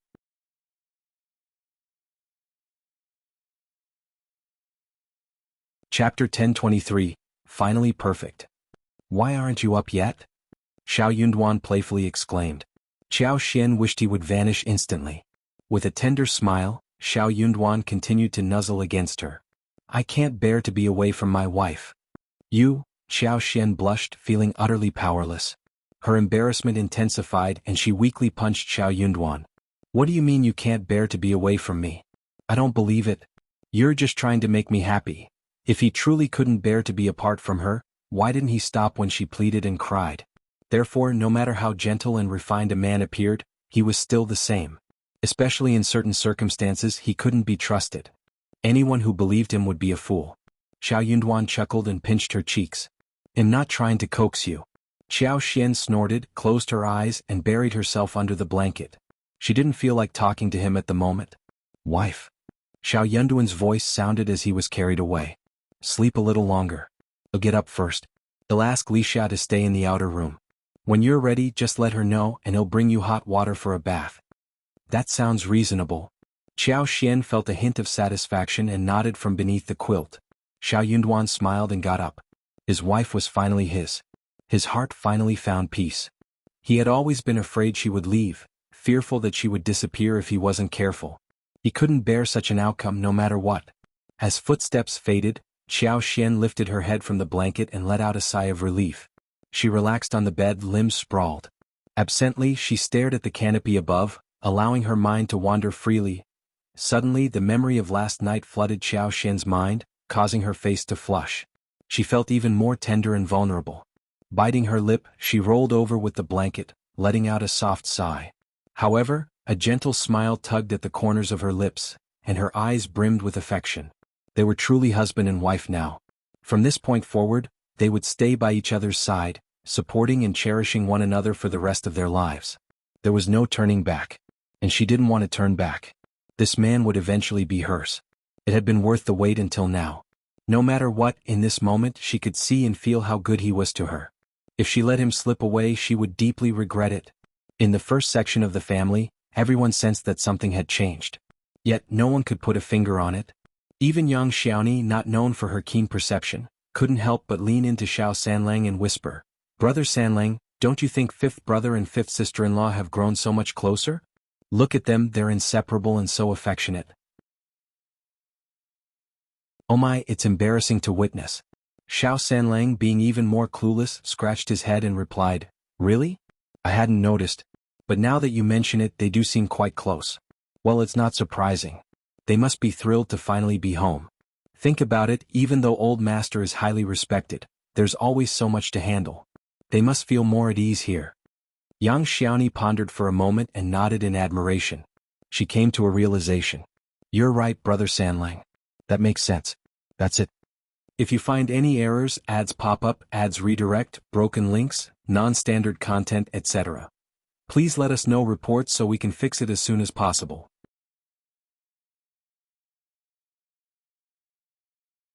Chapter 1024. Inspecting the Industry. Xiao Xian and Xiao Yunduan were oblivious to this amusing situation. Otherwise they would have burst into laughter. However, ever since the couple tied the knot, an unspoken closeness developed between them. Their shared understanding and the sweet aura of exchanging smiles couldn't be concealed. In the past few days they had become incredibly affectionate, almost like newlyweds. Xiao Yunduan preferred to have no one else around except his beloved wife. They were truly inseparable. Witnessing their intimacy, Miss Fang couldn't contain her happiness. Her fifth son had finally realized the importance of cherishing his wife. Previously, there had always been a slight distance between them, but now he had learned how to dote on his wife. Ms. Fang attributed this change to her son's newfound official position, as if his long-cherished wish had finally been fulfilled. After taking a few days of rest, Xiao Xian began organizing their belongings. Of course, lipstick held the highest priority. As planned, the flower field was expanding this year. As expected, the newly planted flowers weren't thriving as well without the assistance of superpowers. However, it didn't matter. After all, she was back now. With a few more applications of superpowers, she would be able to catch up in no time. Thankfully, the dozens of acres were still flourishing. The flowers were large, vibrant, and in pristine condition, producing the same excellent quality lipstick. This year they had distributed a total of 80 beehives. Though they would require feeding sugar during the winter to ensure the bees had enough food, it was a worthwhile investment. After all, their bees were primarily raised for beeswax, with honey being just a byproduct. No matter how much sugar was fed during winter, they wouldn't be at a loss financially. They needed to increase the production of lipstick. The bees would have to continue multiplying next year. When Xiao Xian and Xiao Yunduan were absent, the silver fungus, covering an area of over 8 mu, had been harvested twice. The quantity was modest, but the quality remained excellent, so Yang Xiaoni and Xiao Sanlang took charge of it. Xiao Xian pondered the possibility of expanding the scale even further. This year, cassava had also been planted on a large scale. The plant was incredibly resilient and vigorous, growing vigorously from any cut made. The abundance of leaves made it an excellent source of feed for cows, chickens, ducks, and pig pens. In the village, almost every family had planted cassava and developed a fondness for it. Many people expressed their intention to increase its cultivation next year. What amazed Xiao Xian the most was the garden spanning 12 acres behind the yard. The day after her return, she took some time to explore the area and discreetly used her superpower to aid its growth. The variety of Gastrodia alata, ginseng, and other medicinal herbs were thriving. However, it was the fruit trees from the southern region that truly astounded her. The trunks of the lychee, mango, and longan trees had grown to the size of eggs. They appeared lush and exceptionally healthy. What excited her even more was the fact that several trees had bloomed this year. Xiao Xian couldn't contain her eagerness to see the fruits, which brought immense joy to her heart. With tangible results, she had the ability to ensure the safe maturation of these fruits. Did this mean that they would be able to enjoy longan, lychee, mango, and carambola this year? It was a delightful surprise. Since these fruits could be successfully cultivated, she planned to seek assistance from Yuezhing Xiao in acquiring more southern seedlings. If you find any errors, ads pop up, ads redirect, broken links, non-standard content, etc., please let us know reports so we can fix it as soon as possible.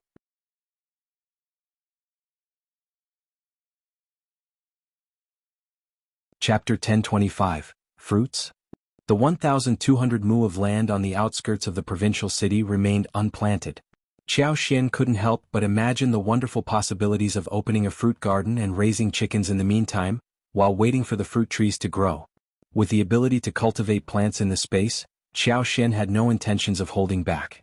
She had already meticulously planned out the land in the space, allocating areas for orchards, herbs, vegetables, and flowers. Of course, the primary focus was growing food. There had to be ample amounts of wheat, rice, oats, corn, and soybeans. She also had plans for cassava. And in the future, potatoes would be included as well. Xiao Xian gathered dozens of false starworts, Gastrodia alata, and other herbs, planting them alongside the ginseng and lingzhi in the space. The spiritual energy within the space was abundant. Even if the seedlings were initially frail and weak, it wouldn't take long for them to thrive and become robust. There were also numerous fruit trees. This aspect was exceptionally convenient as they could grow and mature rapidly. Lychee, longan, mango, papaya, dragon fruit, pomegranate, fig, loquat, cherry, watermelon. Xiao Xian didn't overlook a single fruit. Once the fruits ripened, she would pick and store them in the intermediate compartment of the hut. They would remain fresh and could be enjoyed at any time. When Xiao Xian accompanied Xiao Yunduan to the capital, the honeydew seeds weren't suitable for breeding.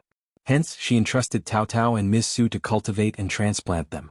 During that time, she had attempted to infuse some superpowers into the seeds, but she wasn't certain if it would yield results. Judging by the current progress, it seemed to be quite effective, didn't it? The cantaloupe seedlings also appeared promising, with small melons already growing. They were incredibly adorable and charming. Tao Tao and the others observed her attentively. Xiao Xian also transplanted several trees into the space. With the application of her superpower, the fruit trees in the garden seemed to flourish even more, radiating vibrant greenery and boundless energy. As it was the busiest time for making lipsticks, Xiao Xian, Tao Tao, Yang Xiaoni, Chunyu, Chunfeng, and Li Xia headed to the flower field to lend a hand. Accompanied by 5 girls from the village, Tao Tao took charge and the girls followed her instructions diligently. They were assigned to pick and wash the petals, while Chunyu and the others transported them to the house where the lipsticks were made. The process proceeded with remarkable efficiency and orderliness. Xiao Xian was highly satisfied with the outcome. She gave Tao Tao a thumbs up and complimented her, saying, "Tao Tao, you're becoming more and more capable." Tao Tao's eyes sparkled, her face beaming with pride and a hint of shyness. "Fifth sister-in-law taught me everything. I simply followed her instructions." Upon returning home, Tao Tao clung to Xiao Xian, tagging along wherever she went. Xiao Yunduan couldn't help but feel a little down when he saw their closeness as a married couple. Xiao Xian smiled and remarked, Tao Tao is smart, that's why she's able to learn so quickly. Yang Xiaoni agreed, nodding emphatically. Yes, I'm not as capable as her. I'm only good with manual tasks. Using my brain and communication skills is quite challenging. Hearing this, everyone burst into laughter. The following day, Xiao Xian and Xiao Yunduan visited Zhang village, exploring the surroundings. The lush creeping fig, the inviting tea house, and the fertile fields all brought Xiao Xian immense joy and a profound sense of accomplishment. This year, tea saplings were successfully planted in all the tea houses, and the survival rate of the newly transplanted seedlings exceeded 95%. It was an excellent outcome even without Xiao Xian's intervention. If you find any errors, ads pop up, ads redirect, broken links, non-standard content, etc., please let us know reports so we can fix it as soon as possible.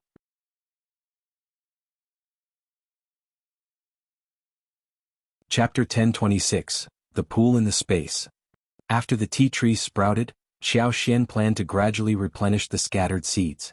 The previously planted tea trees had been harvested this year, thanks to Manager Mu's efficient arrangements.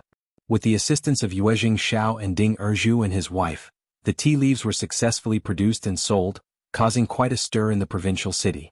Yuezhing Xiao, as usual, kept the source of the exquisite tea a secret, leaving the tea merchants perplexed and eventually giving up their inquiries. As long as they could obtain the goods and verify their authenticity, they were satisfied. As for how long they could maintain this secrecy, time would tell. Delighted by the success, Xiao Xian discussed with Xiao Yunduan and decided to purchase an additional 1,000 mu of land in Zhang village, intending to gradually establish a larger tea house. With the vast expanse of Great Qin, the demand for tea leaves was insatiable every year. The higher the quality of the tea leaves, the more sought after they became. Even if the supply increased in the future and the prices of golden sprouts and lavender decreased, the tea house would still yield substantial profits. It was a venture that wouldn't go wrong.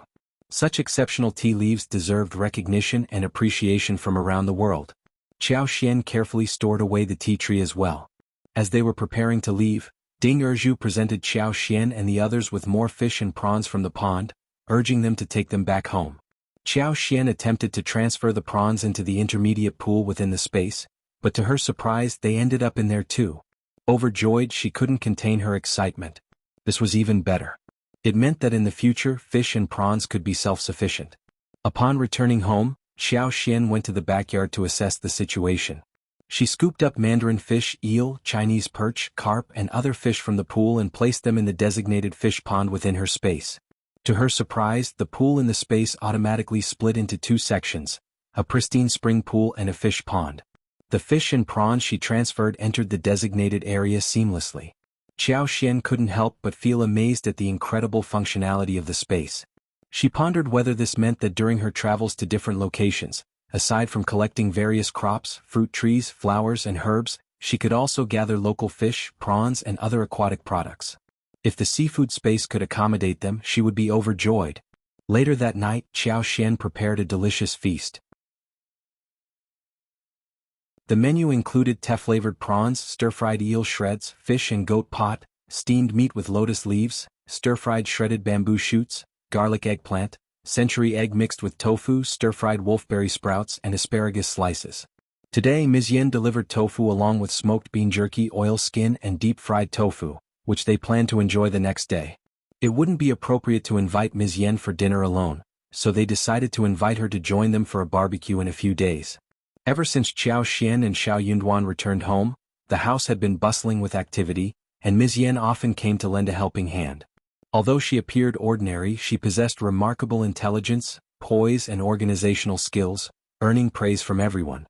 Behind closed doors, Ms. Fang secretly felt sorry for Ms. Niu and second uncle. Fortunately, the Yin family was also prosperous.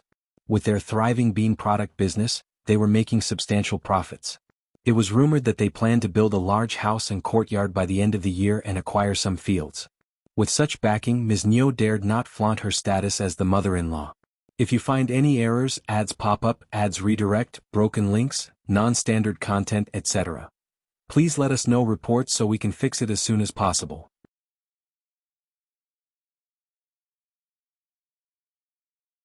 Chapter 1027, Two Faces. It was amusing that when Xiao Xian accompanied Xiao Yunduan to the capital for the examination, Ms. Nyo and second uncle were constantly making sarcastic remarks from outside. They would mock the first branch of the family for their recklessness, questioning how they could allow Qiao Xian, a woman, to venture out with a man. Or perhaps they wanted to take the examination themselves. They believed it would bring bad luck if a woman joined them. It was already surprising enough that she wanted to participate in the examination at all. While others might not have been familiar with Xiao Yunduan's character and abilities, they were from the same village. Being an intermediate recommended candidate was already an impressive achievement. It was like being an advanced incense burner. The intermediate provincial champion had been a stroke of luck and happenstance. Becoming an advanced scholar was no easy feat in the vast realm of Great Qin. Numerous scholars and young talents hailed from scholarly and prestigious families. They had been groomed for greatness from a young age, so naturally they were more accomplished than Xiao Yunduan. As for Xiao Yunduan, it would be best for him to abandon such thoughts to avoid disappointment. When these words reached the first branch of the Xiao family, Miss Fang sneered and pretended not to hear them. She maintained control over the family, forbidding any internal disputes regarding this matter. If someone dared to bring it up in front of them, they would retaliate, saying, "If you hold such contempt for my brother, why don't your children stop attending the school that he sponsors?" The person in question was taking advantage of others and resorting to snide remarks. It was evident that they had ulterior motives. However, since Qiao Xian and Xiao Yunduan were not present at home, Miss Fang decided not to involve herself and dismissed the matter. Furthermore, arguing with others would be futile. They had to rely on Xiao Yunduan's performance. Once Xiao Yunduan achieved success in the examination, his family would be proud and prove those detractors wrong. If he failed to qualify for the intermediate examination, what would be the point of engaging in arguments at this stage? Naturally, Miss Fang didn't pay much attention even if her son didn't pass the intermediate examination. Ms. Nyo and second uncle were correct about one thing. There were numerous scholars throughout the entire Daqing kingdom, so it was not uncommon for their son to have failed the intermediate exam twice. However, their choice of words was distasteful and unpleasant. On the other hand, Miss Fang had immense faith in her son. She firmly believed in his capabilities and was convinced that he would undoubtedly succeed in the intermediate examination. To their astonishment, Xiao Yunduan emerged as the top scorer. The top scorer. He ranked first among all the scholars. How many individuals could claim such a distinction? Only one. When the news arrived from County Magistrate Xiao, Miss Fang couldn't contain her joy. She was left speechless, and the entire first branch of the Xiao family was overwhelmed with excitement. The land officer and the elders in the family were moved to tears. They showered him with endless praise and promptly opened the ancestral hall to announce this momentous news. Consequently, the first branch of the Xiao family became the most esteemed family in the village. Nobody dared to harbor jealousy toward them anymore. Those who were envious were simply unworthy of such feelings. Conversely, many people began to admire their family. He was the illustrious Primus. Now that he held an official position, he might even rise to become a high-ranking official in the future. Thus, when Miss Fang encountered Ms. Nyo on one occasion, she taunted her with an air of arrogance, leaving Ms. Nyo so infuriated that she departed without uttering a word. Unexpectedly, both Ms. Nyo and second uncle displayed shamelessness by pleading with eldest uncle. They admitted their wrongdoing, expressed their reluctance to cause any further trouble, and vowed to respect their elder brother. They humbly implored him to restore familial harmony as it had been before. Ms. Nyo slapped her own face and scolded herself for what she had done wrong and for turning over a new leaf. Second Unli burst into tears and said that it was all his fault in the past, and now he knew that he was wrong. If you find any errors, ads pop up, ads redirect, broken links, non-standard content, etc., please let us know reports so we can fix it as soon as possible.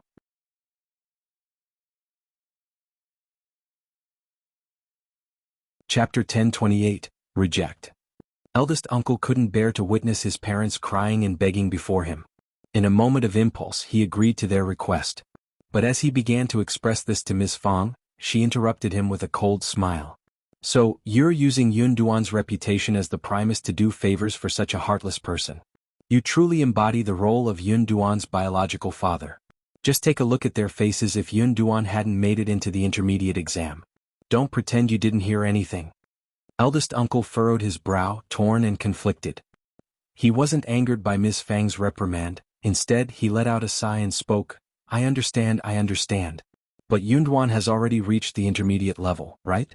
Second brother and the others won't dare to repeat their actions. They merely wish to salvage their reputation. Yes, they're not merely seeking to salvage their reputation. Miss Fong sneered. They also want to continue their bullying. Eldest uncle choked on his words. Well, you can't. It's not up to you. Miss Fong retorted coldly. When the time comes, what will you do? Let me make it clear, I won't allow you to use Yunduan's name for this purpose. You'll have to wait for Yunduan's return. You can ask him yourself. If he agrees, I won't object. But if he disagrees, don't even think about it. In my opinion, Ms. Nyo and her husband are two-faced and deceitful. They are excessively greedy. With the support of the Yen family, their 2 sons are working there and earning a considerable amount of money. Shouldn't they be satisfied? What more do they want? Miss Fong had worked hard to distance herself from the second branch of the family, and she had no intention of allowing them to enter her home and spew nonsense. She reveled in her freedom and refused to acknowledge their existence. To do so would only invite disaster. Eldest uncle grew slightly irritated. Yunduan listens to you at all. If you want to ask him, go ahead and ask him yourself. But Miss Fong had no intention of allowing that. Then why don't you reflect on why Yunduan listens to me? Look at what you've done. You're truly praiseworthy. Just ask Dalong, Sanlang, Chi Tao Tao. None of them have any fondness for Ms. Nyo and her husband. Not only did the second branch of the family wish to break away, but they even contemplated severing ties with the third branch. You. Eldest uncle grew even angrier. Miss Fong sneered in response. Yunduan is the Primus and he has the final say in our family. Don't bother running to the land officer and the rest of the family. It's futile. If Yunduan doesn't agree, they'll disregard you. If you truly have no regard for our family and are so heartless, then let's divorce and divide the family. You can go with Ms. Nyo and her husband.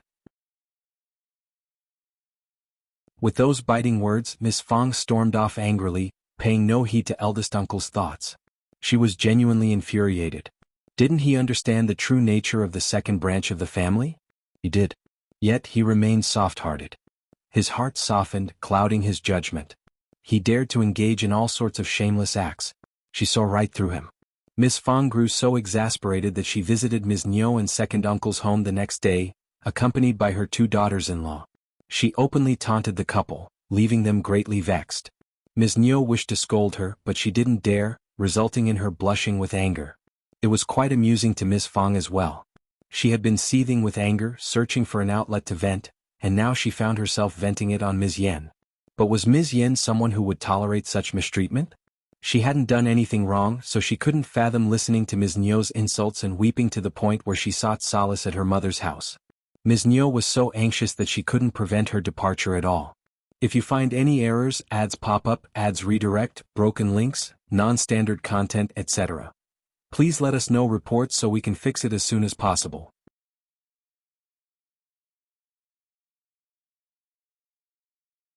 Chapter 1029, Not Easily Offended. The following day the entire Yen family, including Ms. Yan's parents, brothers and sisters-in-law, arrived at the doorstep, causing Ms. Nyo to tremble in fear, hiding away in her room and refusing to come out. However, she couldn't avoid the Yen family's presence. Unlike Ms. Zhang's family in the past, the Yen family didn't create a scene and approached the situation with reasonableness. Mr. Yen asked Ms. Nyo what she had done wrong. What were her mistakes? She also acknowledged that her family held some responsibility, and it would be best if they could point out their errors so that they could guide Ms. Yan in the right direction. After all, Ms. Yan was their daughter and they would never abandon her. Nevertheless, this matter couldn't be postponed any further. As it stood, only the Yen family had come today. Xiao Erlang and Xiao Sailang were still diligently working at the tofu store's workshop, unaffected by the situation. It had to be acknowledged that the Yen family possessed remarkable tact. They took this opportunity to mention Xiao Erlang and Xiao Sailang. Ms. Nyo and second uncle were dumbfounded. Truly, the Yen family was extraordinarily magnanimous. Their business thrived, and the salaries they provided to Xiao Erlang and Xiao Sailang continued to increase. Each of them now earned 5 liang per month, totaling 8 liang combined. In the past, their family couldn't save such a substantial amount of money in an entire year, but now they could achieve it in just 1 month. Without this income, Ms. Nyo would go insane, let alone second uncle. Second uncle grew increasingly anxious, even praising Ms. Yan while reprimanding Ms. Nyo. Ms. Nyo felt a mix of anger and fear, but she had no choice but to admit her mistakes. She forced a smile and claimed that she had been so infuriated that she uttered a few thoughtless words to Ms. Yan, but they shouldn't be taken seriously. Mrs. Yan couldn't be easily deceived. Under her persistent questioning, Ms. Nyo had no choice but to change her words and admit that she didn't just make casual remarks but had actually scolded Ms. Yan. She also made a promise that it would never happen again. The elderly couple from the Yan family scolded Ms. Yan once more and instructed her not to throw tantrums in the future. Ms. Yan agreed, and thus the matter was resolved. After having lunch at Second Uncle's house, Second Uncle asked Ms. Nyo and Ms. Yan to prepare chicken and steam-cured meat for the guests, and the Yan family returned home. As soon as the Yan family arrived back, Ms. Nyo glared at Ms. Yan, but Second Uncle immediately pulled her away. He gave her a warning, and Ms. Nyo realized what was going on. Annoyed and frightened, she dared not throw another tantrum at Ms. Yan. She truly couldn't afford to offend her daughter-in-law. Speaking of which, Ms. Nyo and Second Uncle failed to reconcile with the first section of the family and became the subject of mockery by many villagers. Aware of Ms. Yan's close relationship with the first section of the family, they hoped that Ms. Yan would intervene on their behalf. However, Ms. Yan politely declined their request. Aunt and sister-in-law, the respect they have for me is based on my own merit. I can't dare to meddle in such matters. If I can't even control Uncle's words, how can I wield such influence? It wouldn't be good if Aunt and the others became angry with me as well. Ms. Nyo and Second Uncle were left feeling helpless. Ms. Nyo's fury only intensified. What kind of family is this? Which daughter-in-law wields so much power that I, as the mother-in-law, can't even say anything to her? If you find any errors, ads pop up, ads redirect, broken links, non-standard content, etc., please let us know reports so we can fix it as soon as possible.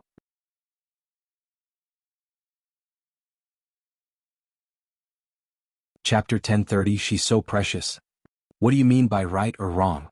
Do you think your daughter-in-law can argue with her mother-in-law? Look at other families, the mother-in-law is always right. Find a daughter-in-law for second brother and get him married, or I will make Ms. Yan furious. Second Uncle shot her a stern look and snapped, "Shut up. You're the one who talks too much. Ms. Yan did nothing wrong, so why are you scolding her? I've told you that the Yan family is not to be messed with." Ms. Nyo remained unconvinced. So what if she did something wrong? I am her mother-in-law. So what if I scolded her for no reason? Which daughter-in-law doesn't feel unjustly treated? Which family doesn't have conflicts? She's too spoiled. She's too delicate. You. Enough. If you ruin second and fourth's relationship, do you think they won't blame you? Let's not discuss this further. Costs us money every month. Are you willing to bear that? Ms. Nyo didn't want to leave, so she didn't dare to offend Ms. Yan. Tell second brother that you're his daughter-in-law. Hurry up and let him know that you're his daughter-in-law. Otherwise we can't go on like this. Since then, Ms. Nyo held a grudge against Ms. Yan, and Ms. Yan no longer made an effort to please Ms. Nyo as before. Ms. Yan finally understood and couldn't help but feel disheartened. Some people were simply like that. No matter how well you treated them, they wouldn't change. If that was the case, why should she continue trying to please her? As long as her own family was there, this mother-in-law couldn't do anything to her. In comparison, people like Elder Aunt were the best. Without a doubt, even if her third sister-in-law did not come from a wealthy family, Aunt still treated her well. If her third sister-in-law were to become her mother-in-law's daughter-in-law, she might not fare much better than her own brother and sister-in-law. When Xiao Yunduan returned to the village to pay respects to his ancestors, Ms. Nyo and Second Unli, who had given up hope, felt a glimmer of excitement. Second Unli pretended to be drunk and pleaded with Xiao Yunduan in front of everyone, hoping to mend their relationship. Eldest uncle blushed and looked at Xiao Yunduan with pleading eyes. Xiao Yunduan casually responded, "Second Unli is just talking nonsense after having too much to drink. Third brother, please help him rest. How can we involve the land officer, the chief, and the elders in making a decision? What does Second Unli think of our family?" Eldest uncle's face turned even redder. Xiao Sanlang grew irritated. He nodded and instructed 2 men from their tribe to escort Second Unli away before anything else could be said. Xiao Yunduan smiled at the land officer and the others, as if nothing had happened. He continued enjoying the food and drinks, and everyone followed suit with smiles. Soon the incident was forgotten and put behind them. Deep down, everyone understood. Mr. Primus was indeed an exceptional scholar. He was steadfast in his principles and had a clear understanding of the situation. It was impossible to threaten him. It was clear that the fault lay with Mr. Primus. The Xiao couple had crossed a line. Even before Mr. Primus' return, they had spread gossip about him. Their actions were unforgivable. Now it was too late for them to seek favor. Did they really believe that everyone should give in to their demands and let them do as they pleased? At this point, the second section of the family had lost all hope of reconciling with the first section of the family.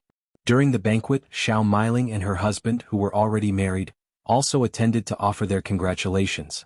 The first section of the Xiao family treated them like any other relatives, without any special treatment. If you find any errors, ads pop up, ads redirect, broken links, non-standard content, etc., please let us know reports so we can fix it as soon as possible.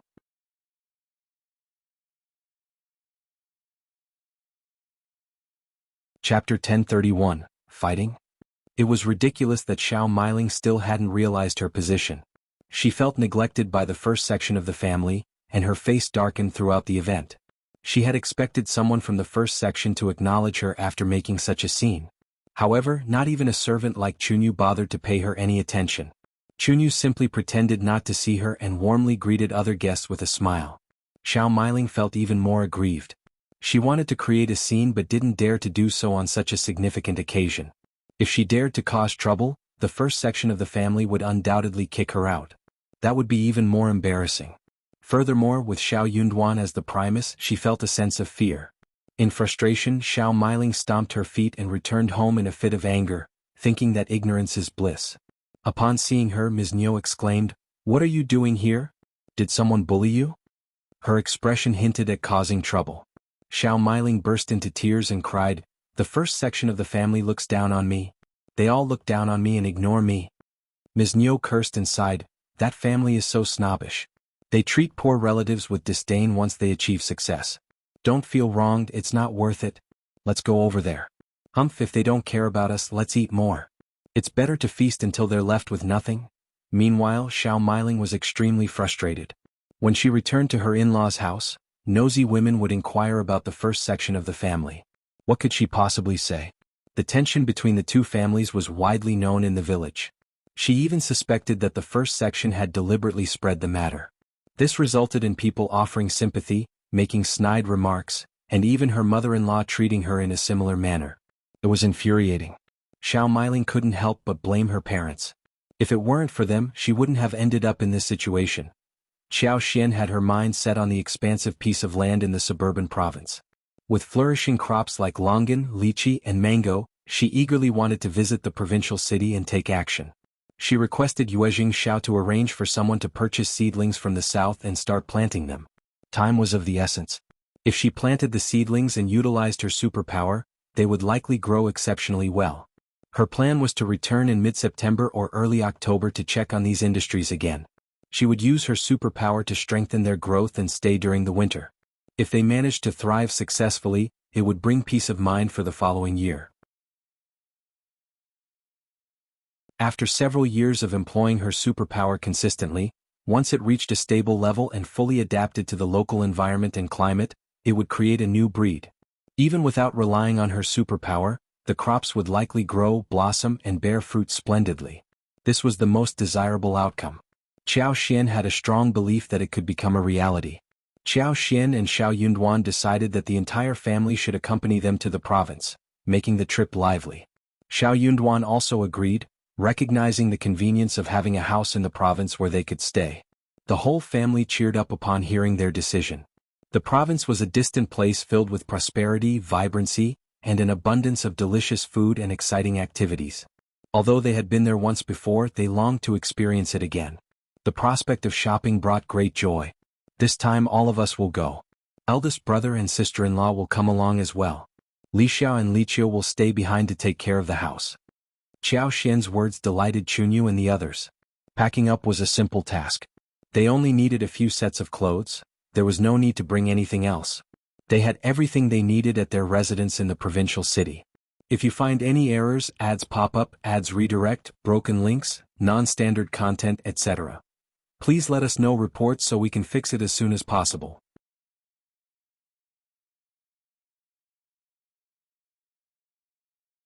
Chapter 1032, Not Worthy?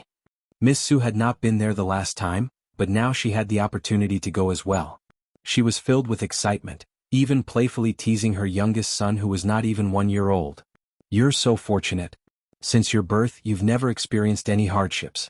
Now, you can accompany us to the provincial city and broaden your horizons. Coincidentally, Ms.Yan happened to visit them.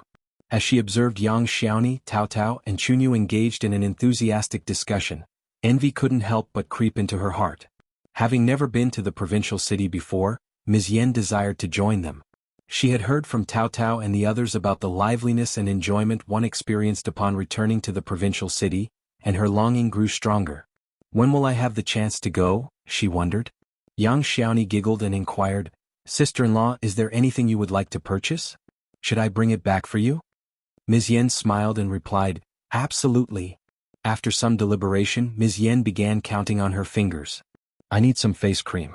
Please get me 5 portions. 1 for my mother and 2 for my sisters-in-law. Fifth sister-in-law, please help me select ones that are both effective and reasonably priced. Also, add 2 packets of silk thread. The silk threads available in the provincial city are finer and come in a wider range of colors. Additionally, buy me 3 or 4 pairs of exquisite silk flowers, and the current fashion favors ordinary gingham cloth for clothing. Bring me 5 of those as well, 2 for the elderly couple and 4 for the younger one. If you come across any delectable snacks or stir-fried preserves, please bring some back for me. Yang Xiaoni tallied the items on her fingers and smiled in agreement. Don't worry, I won't disappoint you. With fifth sister-in-law's good taste, I'm confident she'll choose the most suitable ones for you. Ms.Yan nodded, her smile widening. Absolutely. Curiosity got the better of Yang Xiaoni, and she couldn't help but ask, are you buying so many clothes for your father-in-law and mother-in-law? Ms.Yan pursed her lips and whispered under her breath, give it to them? I don't mind spending so much money, but certain individuals are simply unworthy. I bought those for my own parents. Initially, I was considering not bringing them home if third sister-in-law told anyone about it, but I'll take them to my parents' house instead.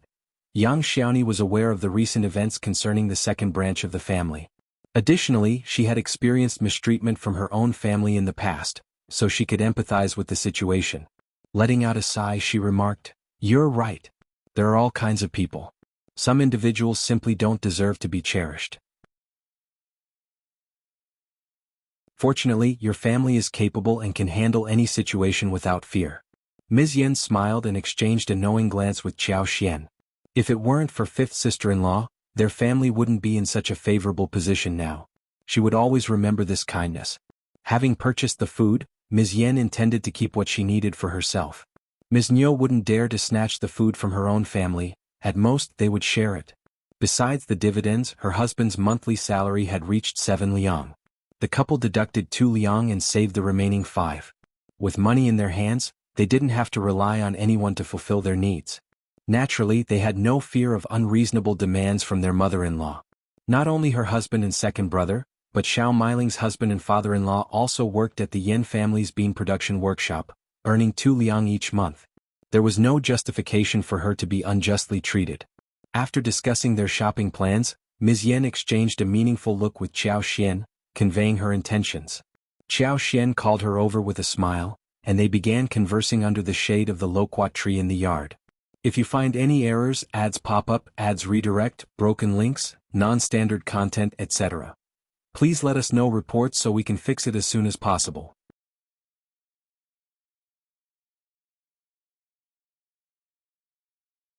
Chapter 1033, Ms. Yan knows. Fifth sister-in-law, have you heard that my father-in-law and mother-in-law are looking for a daughter-in-law for my second brother? Ms. Yan asked. Qiao Xian nodded, saying, yes, that's quite common. Ms. Yan let out a sigh and continued, yes. Second brother is still young, but he already has 2 children. Despite that, his family is doing well and many people are willing to marry him.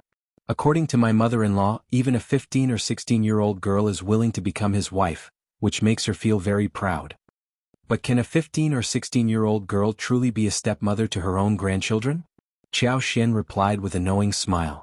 Understanding her point, Ms. Yan said, I can't hide anything from you, fifth sister-in-law. She blushed slightly and continued, on my mother's side, I have a cousin who is a widow. She is about the same age as second brother and has a kind-hearted and down-to-earth nature. However, she hasn't been lucky. After her husband, the only son in the family, passed away, her husband's clan pressured her to adopt a child around 7 or 8 years old to carry on the family lineage. Think about it, fifth sister-in-law. How can we adopt a child who is already aware of his biological parents? How can he not feel attached to them? Even if we adopt him, it would just be raising someone else's son. My cousin refused, so she returned to her maternal family. While her parents, brothers, and sister-in-law are supportive, relying on them in the future after her parents pass away may not be ideal. Since second brother is looking for a daughter-in-law, my mother wants to propose this idea for her. What do you think, fifth sister-in-law? Ms.Yan knew that Xiao Xian understood the situation. Although the first section of the family had severed ties with the second section, they wouldn't turn a blind eye if something truly happened to the second section. As for the second section of the family, they would undoubtedly be satisfied with their daughter-in-law chosen by the first section. Ms.Yan sought Xiao Xian's opinion because she knew that fifth sister-in-law was clever and had a plan in mind. If she could help, it would be easier for her family to navigate this matter. However, Ms.Yan had no intention of informing her father-in-law and mother-in-law about the proposal. While her father-in-law might be accepting, her mother-in-law would certainly react with anger. If she were to suggest it, it would be met with immediate rejection. On the other hand, second brother was currently occupied with his work in the workshop, and his father and brothers treated him well. If they were to approach him and suggest meeting his potential daughter-in-law, he would likely agree without much hesitation.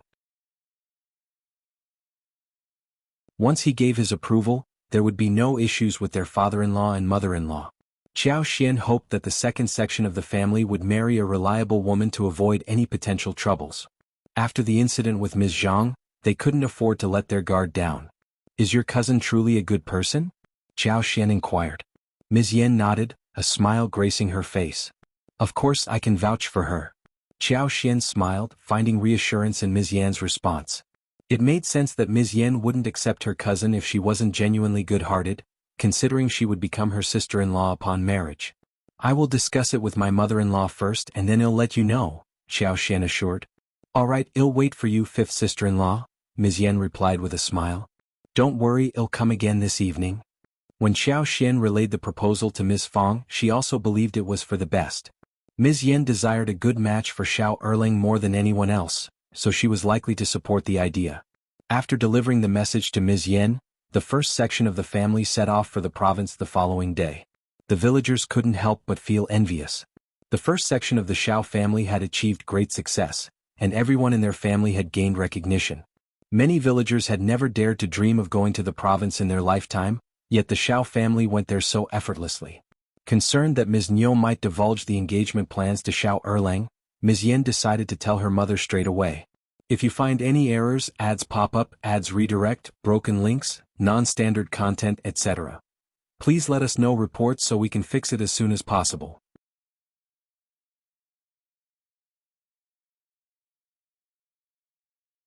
Chapter 1034, Wife? Mr. Yan and Mrs. Yan graciously invited Xiao Erlang and his brother to their home for lunch. After informing them about the invitation, they requested Mei Qing to come over and meet Xiao Erlang. If he found her interesting, they hoped he would consider settling down. Xiao Erlang found himself tempted by the proposition. He had already given up on pursuing Ms. Zhang, determined not to cause her any further trouble. His family couldn't tolerate the torment she had inflicted upon them, and he was concerned that she might lead his children astray.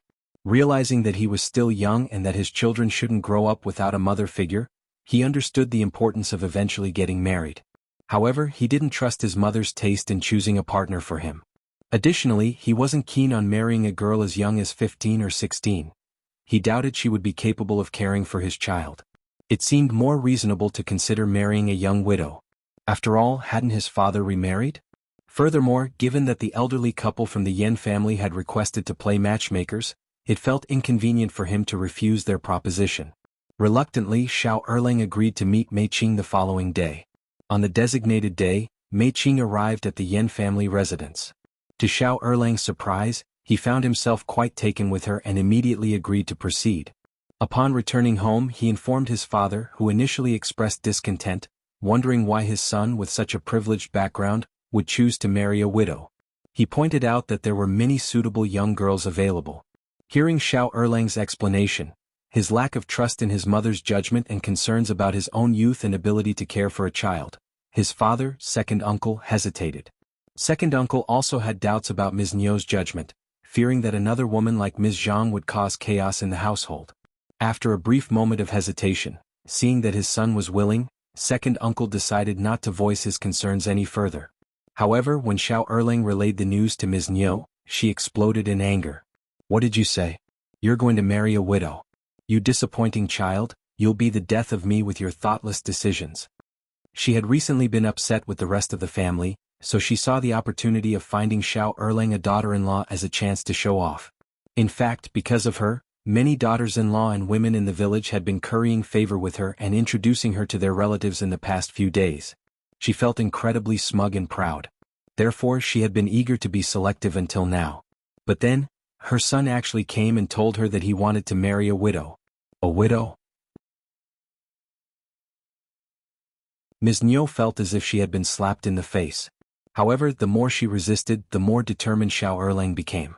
He patiently explained to his mother that he already had 2 children, and marrying a widow would make him more capable of caring for them. It was better than marrying a young girl who was 15 or 16 years old. How could she possibly know how to be a mother? Moreover, at 25 years old, he didn't want to marry someone much younger than him. Furthermore, he had seen Mei Qing before and believed she was a genuinely good person. She was the perfect match for him. But no matter what, Ms. Niu refused to accept it. Xiao Erlang became irritated and decided not to explain any further. In short, he wanted to marry Mei Qing. If his mother didn't help him, he would find a matchmaker and make it known that he definitely wouldn't marry the girl his mother chose. Second uncle also scolded Ms. Niu, reminding her that since Xiao Erlang had set his sights on Mei Qing, she couldn't blame his parents in the future and should refrain from interfering. Ms. Niu grew increasingly frustrated as she couldn't persuade the father and son, so she reluctantly agreed. After all, it was a second marriage, so there was no need to be overly particular. Moreover, Xiao Erlang urgently needed a daughter-in-law to come back and take care of the children, handle household chores and so on. Mei Qing was eager to leave her mother's house as soon as possible, so it truly would be inconvenient for her to stay there any longer. The two sides hit it off immediately. There was a good day at the beginning of next month, so the wedding was set at that time. If you find any errors, ads pop up, ads redirect, broken links, non-standard content, etc., please let us know reports so we can fix it as soon as possible.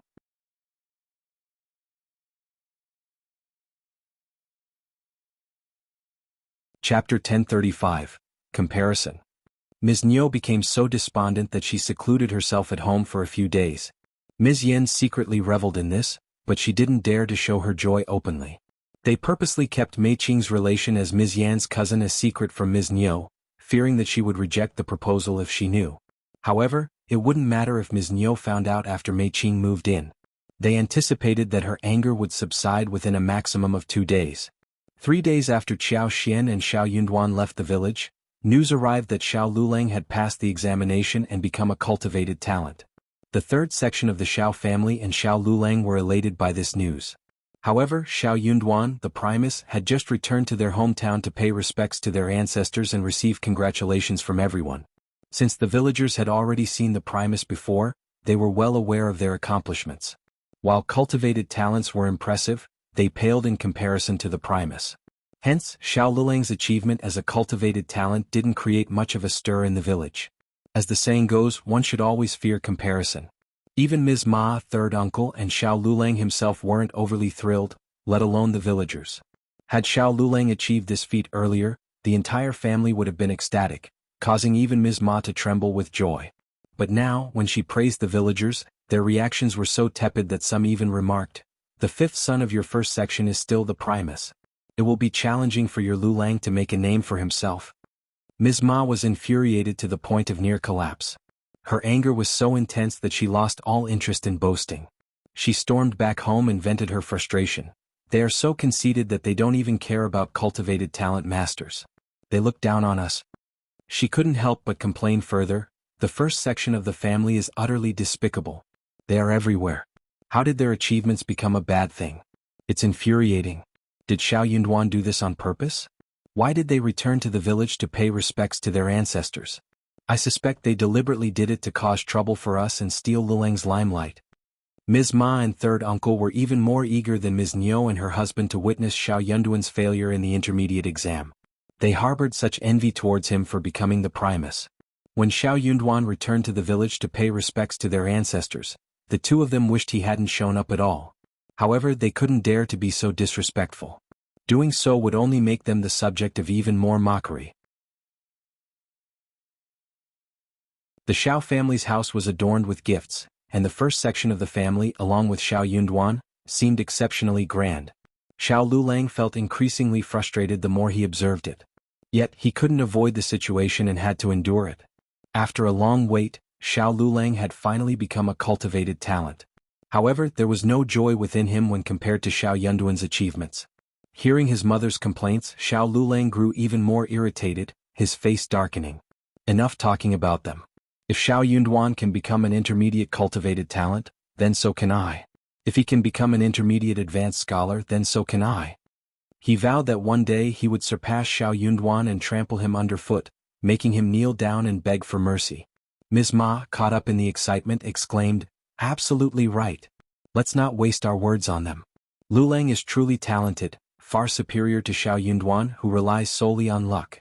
Lulang, you must earn me the title of Primus too. Let's see who would dare to make sarcastic remarks in this village then." Xiao Lulang's face grew even darker. He shot a cold glance at Ms. Ma and silently retreated to his room, refusing to say another word. If you find any errors, ads pop up, ads redirect, broken links, non-standard content, etc., please let us know reports so we can fix it as soon as possible.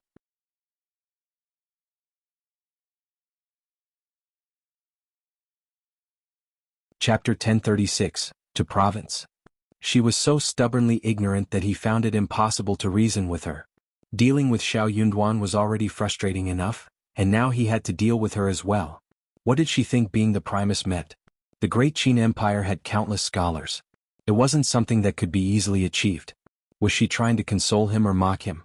If she weren't his biological mother, he would almost suspect that she was intentionally making things difficult for him. Why was he always so unlucky? Xiao Yunduan seemed to always have the upper hand. The matter of Xiao Lulang becoming a cultivated talent passed by without much fanfare. Ms. Ma and third uncle had been suppressing their anger and swearing that being an intermediate cultivated talent wasn't anything impressive. When their own son became a cultivated talent, they would hold a grand celebration feast. They couldn't let the first section of the family steal all the limelight. Unexpectedly, Xiao Yunduan progressed so quickly that the other families, including the cultivated talent, provincial champion and Primus, were still reeling from the shock when Xiao Yunduan had already reached the pinnacle of scholars. Xiao Lulang was completely overshadowed. If Xiao Lulang had become an intermediate cultivated talent 3 years ago, it would have been remarkable. But now, they couldn't even bring it up anymore. Such bad luck. Upon arriving at the province, Xiao Xian and Xiao Yunduan began to settle in happily, tidying up their surroundings. Since it was night time, Xiao Xian asked Songshi to order 2 tables of food from a nearby restaurant. The dishes at the restaurant were exquisite, with a wide variety of ingredients. They even ordered some special dishes. The 3-cup chicken, soyho flowers, meatballs, blood duck, steamed fish head, and more were all delicious. After a long day of travel, they were all feeling a bit tired. After having dinner and chatting for a while, they retired to the room to rest. But for Xiao Xian and Xiao Yunduan, who had experienced so much, it wasn't a big deal. Once they left the hall, Xiao Yunduan took hold of Xiao Xian's hand. Xiao Xian turned to look at him and they exchanged smiles. "Darling, are you feeling tired?" "Oh, not at all. Shall we take a leisurely walk back? Maybe even take a detour and explore the garden?" "Sounds lovely." The moonlight cascaded like water, casting a gentle silver glow on the flowers and trees. In the stillness of the night, everything seemed serene and tranquil. With her newlywed partner by her side, this serenity and quietness only amplified. Her heart inexplicably soared, as if she were immersed in a sea of honey. Unbeknownst to her, Xiao Yunduan shifted from holding Xiao Xian's hand to placing his hands on her shoulders, bringing them closer together. Their footsteps gradually slowed until they stopped before a gardenia plant. The flowers and plants in the garden had flourished under the nurturing power of Xiao Xian's wood element. Now, with another touch of her power, they appeared even more vibrant. The hydrangeas, hibiscus, crepe myrtles, gardenias, moonflowers, and beautiful bananas had never bloomed so magnificently. A cluster of jade-green leaves adorned with snow-white flowers, each the size of an egg. The layers of petals unfolded gracefully and elegantly, enhancing their beauty under the moonlight.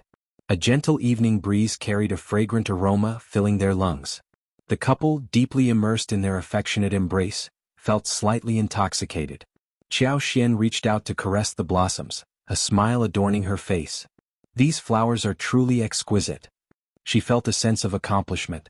Having superpowers was truly a blessing. Xiao Yunduan's excitement grew. He leaned down, planting a tender kiss on Xiao Xian's cheek, then gently captured her lips, chuckling. No flower could ever compare to my beloved wife. If you find any errors, ads pop up, ads redirect, broken links, non-standard content, etc. Please let us know reports so we can fix it as soon as possible.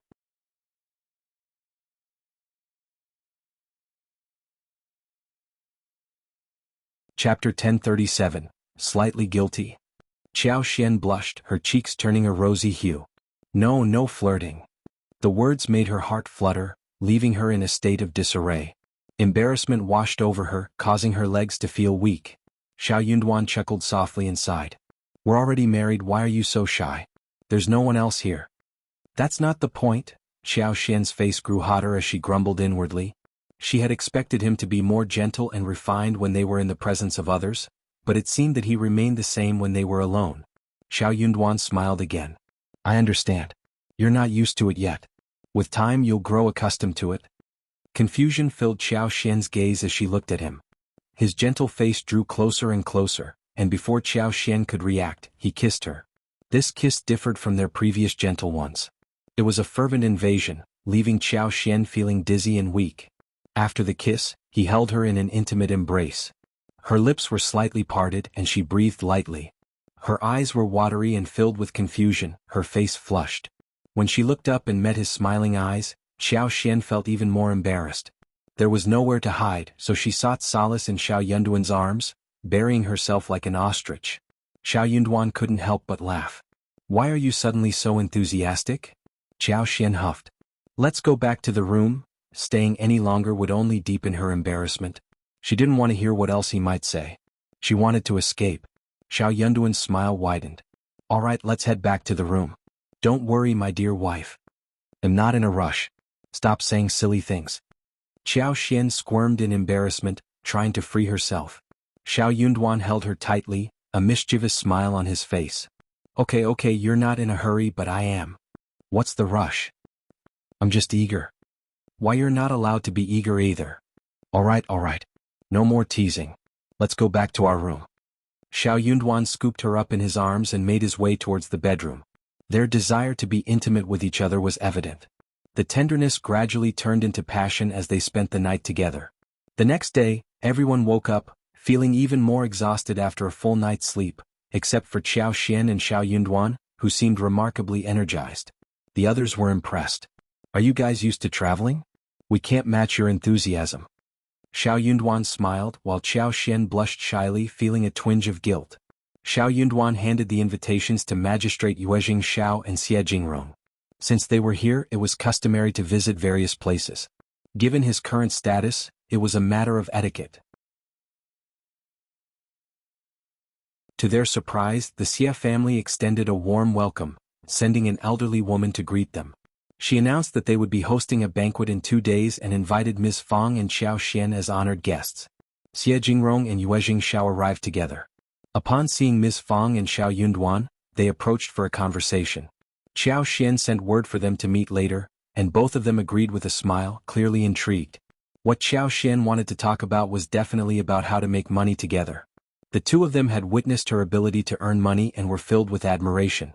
Needless to say, Yuezhing Xiao had already made a lot of money by cooperating with Xiao Xian, and the Yuezhing family had risen to a higher level. If you find any errors, ads pop up, ads redirect, broken links, non-standard content, etc. Please let us know reports so we can fix it as soon as possible.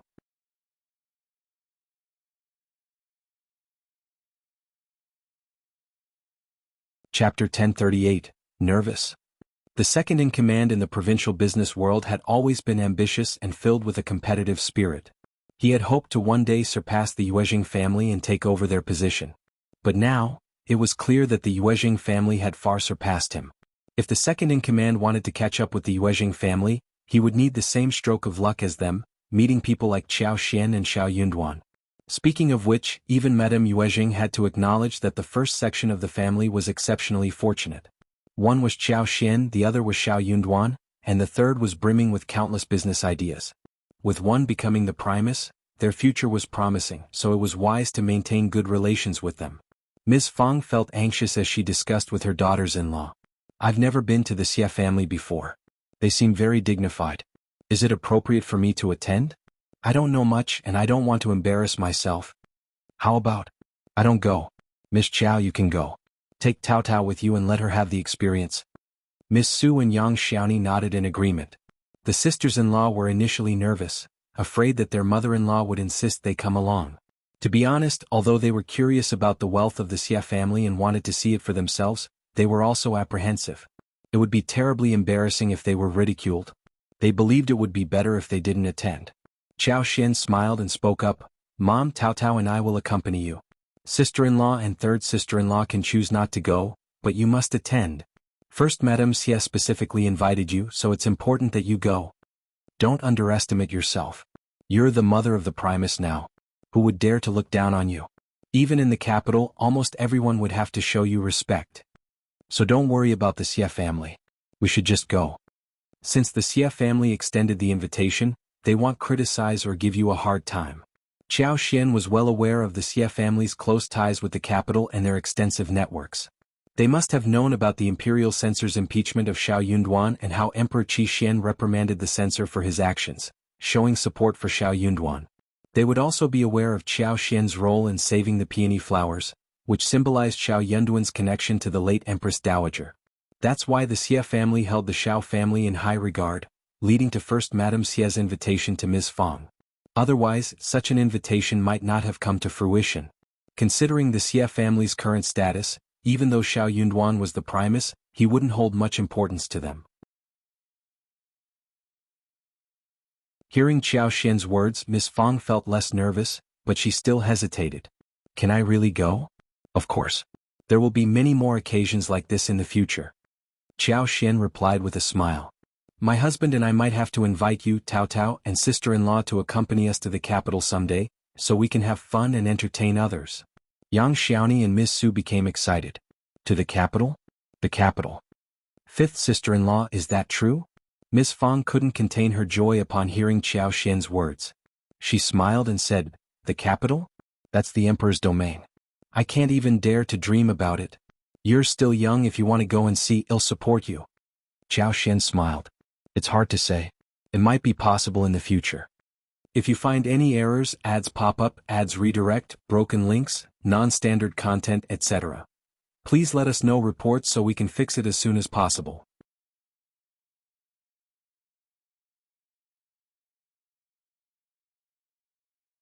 Chapter 1039. Please help. Ms. Fang wore a contented smile, feeling an overwhelming sense of happiness. After engaging in a pleasant conversation for a while, Ms. Fang let out a sigh and made the decision to depart. Considering the host's proactive invitation and the formal announcement they had made, it would be impolite for her to decline. Not attending would convey a sense of disrespect. Although she felt a bit anxious, she reassured herself that she would simply advise her daughter-in-law to speak and behave modestly. It would only require half a day of her time as a guest. On the other hand, Tao Tao felt quite delighted. She had visited the Yuezhing family on several occasions, spending time with Chao Xian and the others, and had gained extensive knowledge about lipstick. Her confidence and cheerful demeanor were evident. Furthermore, her brother held a high position, and her sister-in-law was financially successful. Her family was affluent and self-assured. No matter where she went, Tao Tao carried herself with a resolute confidence. After finalizing the agreement, Chao Xian proceeded to the study to locate Xiao Yunduan and the others. Xiao Yunduan greeted Chao Xian with a smile. I was about to send someone to find you. Chao Xian responded with a smile. I had a feeling you would. After exchanging pleasantries, they shifted their focus to the matter at hand. Chao Xian had been pondering over the dragon fruits and papayas located outside the city, so she inquired about them. Upon hearing her question, Yuezhing Xiao and Xie Jingrong exchanged glances and broke into smiles. Xie Jingrong chuckled and replied, the fruit trees in the southern region are quite remarkable. Brother Yuezhing invited me to take a look and I must say the dragon fruits and papayas are thriving and distinct. Indeed. Their laughter filled the room. Chao Xian comprehended the stark contrast between the papayas and dragon fruits and the fruit trees in the northern region. One grew tall with abundant fruits at its top, while the other thrived with an extensive network of routes. Those who had never witnessed it before might not find it particularly rare or novel. Yuezhing Xiao spoke with a smile. The papayas and dragon fruits have grown remarkably large and they should ripen soon. I've deployed patrols in the area, and many business owners have requested reservations. Xiao Xian felt a twinge of embarrassment. I apologize for the trouble I've caused. Third brother, please find a trustworthy manager and hire some workers for us. The orchard was unrelated to the Yuezhing family, it belonged solely to Xiao Xian.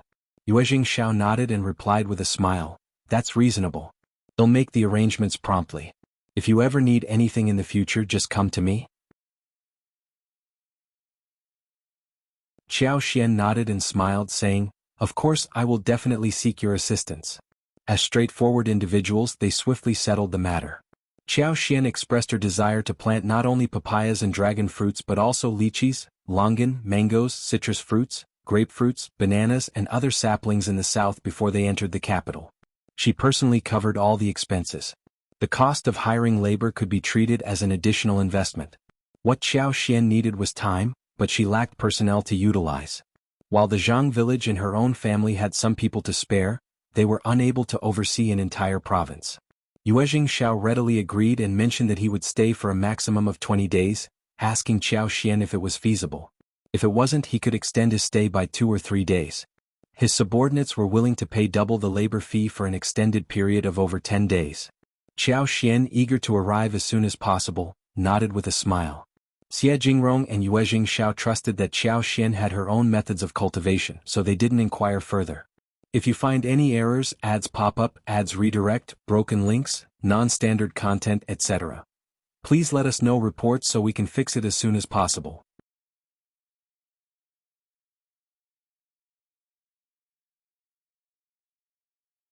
Chapter 1040, Plan.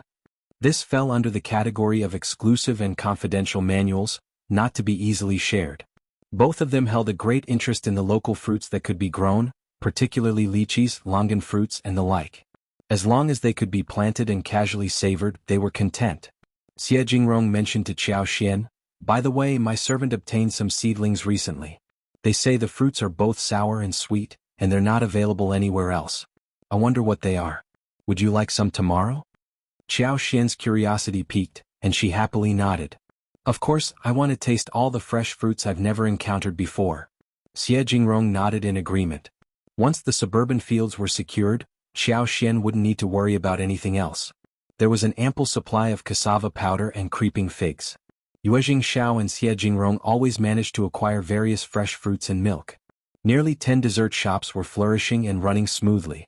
Yuezhing Xiao initially believed it was just a small venture with limited earning potential, but he was in for a surprise at the end of the month. During the peak season, the monthly profits of the shops exceeded 50,000 liang. That meant they would earn at least 400,000 liang in a year.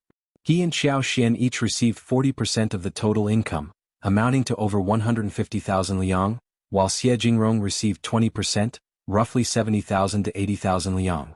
The primary reason was that the raw materials didn't account for a significant portion of the costs, and not everyone possessed the skill to create these delicacies. Since they were the sole proprietors without any other branches, they reaped the profits. It was a shame that obtaining milk wasn't easy. To acquire milk, they would need to establish a dairy farm. However, various sugary desserts relied on milk as it enhanced the flavor. Otherwise, Yuezhing Xiao would have considered opening a branch in another city. Even so, the Xie family had expanded their ranch and were actively discussing the possibility of opening 2 or 3 shops in a bustling city that could be reached within a day. Yuezhing Xiao contemplated the idea of running to the south in the future to establish a ranch or open a shop elsewhere. This business was remarkably lucrative and required low investment. It would be foolish not to pursue it. Yuezhing Xiao and Xie Jingrong stayed for lunch and bid their farewells in the afternoon. As evening approached, Yuezhing Xiao arrived to deliver money to Xiao Xian. Payments for tea leaves, lipsticks, silver fungus and sugar water shops were still pending. However, every time she acquired goods from the first section of the Xiaoding village family, she would leave a written note and take as many items as possible, duly signed and acknowledged by the Xiao family. The actual value of these goods remained unknown to the first section of the Xiao family. The amount of money involved was substantial, prompting Yuezhing Xiao to keep it a secret from the rest of the family. Coming from a merchant family, he had been involved with money from a young age.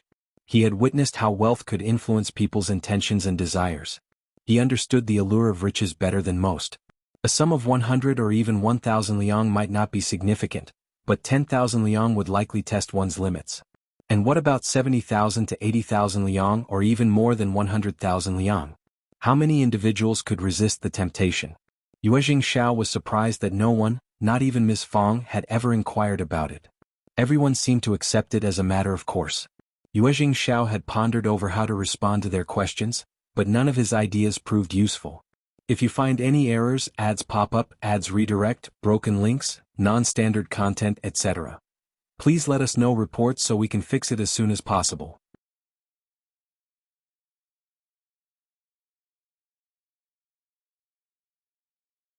Chapter 1041, Wealth.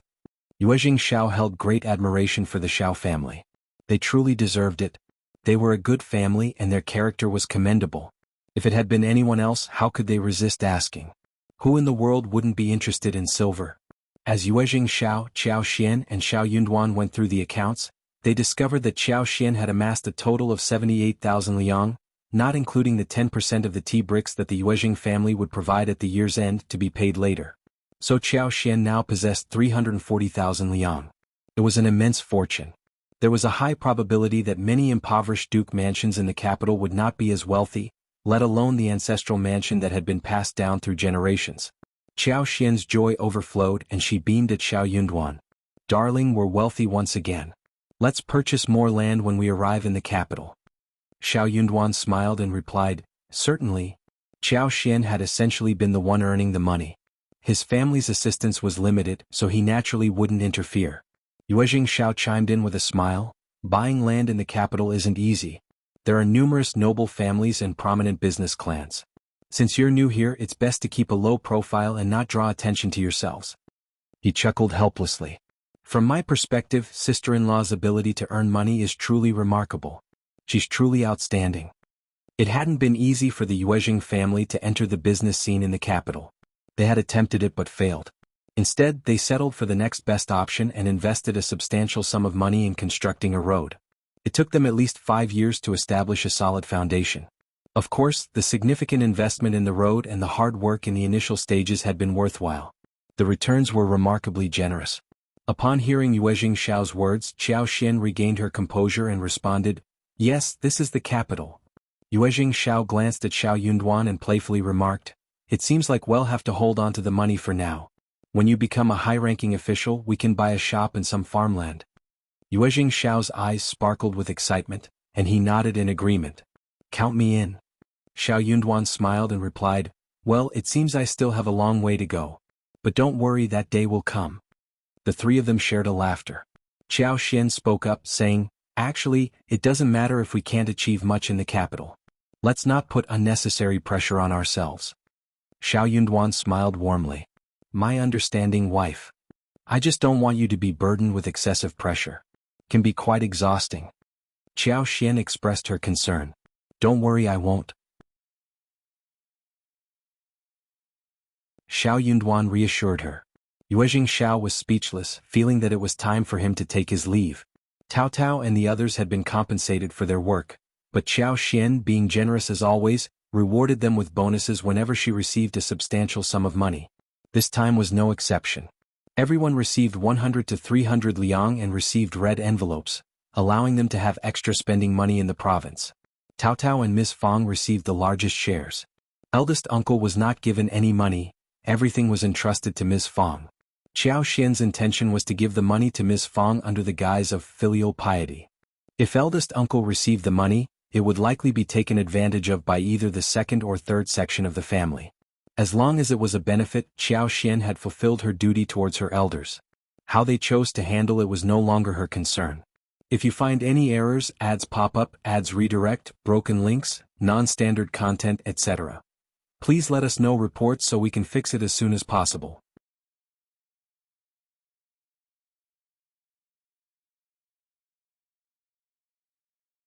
Chapter 1042, Getting Strawberries.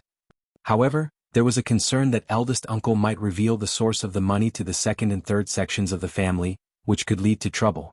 Although Qiao Xian was not afraid of trouble, she preferred to minimize it. Currently, the second and third sections of the family, as well as other families in the village, knew that their family had earned a significant amount of money, but the exact amount remained a mystery. In the eyes of the villagers, it might be a few hundred liang, and the bolder ones would guess it to be over 1,000 taels. They did not dare to imagine the true extent of their wealth. If they knew that Qiao Xian had tens of thousands of liang in income and already possessed hundreds of thousands of liang, it would surely astonish them. Miss Fang was taken aback by the generous red packet from Qiao Xian and insisted, "This is too much. Both you and Yunduan need the money, and we have already started paying them for their work, so the salary is not low either. Just give them 10 liang." Upon hearing this, Miss Su and Yang Xiaoni hesitated to accept it. Qiao Xian smiled and reassured them, "Mom, I know what I'm doing. The Yuezhing family has paid me a substantial amount of money, more than enough for our expenses in the capital. Don't worry about it. You can keep these and use them to buy more food and new clothes. We have enough money, so we should enjoy a better life." Laughter filled the room. Miss Fang smiled and said, "What are you saying? We're so wealthy. Are you really not short on money?" Qiao Xian nodded, her smile unwavering. "Of course." Miss Fang sighed with a smile. "Both of you are capable individuals and I rely on you. Well, since you're so kind, go ahead and let them accept it. But don't make it a precedent that you won't give it to anyone else in the future, and don't blame anyone either." Miss Su and Yang Xiaoni happily expressed their gratitude and accepted the red packets. Chunyu and the others were also thrilled to receive their own red packets. Yang Xiaoni agreed with Qiao Xian's suggestion, so she and Xiao Sanlang brought 50 liang with them, intending to indulge in delicious food. However, they were pleasantly surprised when Xiao Xian gave each of them 200 liang, totaling 400 liang. Yang Xiaoni immediately planned to spend 200 liang solely on satisfying her appetite. Since they had come this far, they wanted to enjoy a hearty meal. The following day, to Qiao Xian's delight, she received a surprise from Xie Jingrong, dozens of strawberry seedlings. Although the strawberries were still small and inexperienced, with careful nurturing, they might not grow as large as the varieties found in the modern world. Nevertheless, Xiao Xian believed that her space power would expedite their growth and enhance their flavor. Eager to begin, she decided to plant half of the seedlings in her space. As for the remaining ones, she would find a couple of flower pots to temporarily house them, bringing them back home to transplant into the garden. Having spent a long time at home with Xiao Yunduan, Xiao Xian anticipated that with a few more superpowers, these seedlings would grow robustly. By the end of the year, some of them might be ready to cover half an acre of land. Though Tao Tao didn't know what they were, if fifth sister-in-law called them strawberries and saw their value, they must be something exceptional. Qiao Xian entrusted Tao Tao with the care of the seedlings. If you find any errors, ads pop up, ads redirect, broken links, non-standard content, etc., please let us know reports so we can fix it as soon as possible.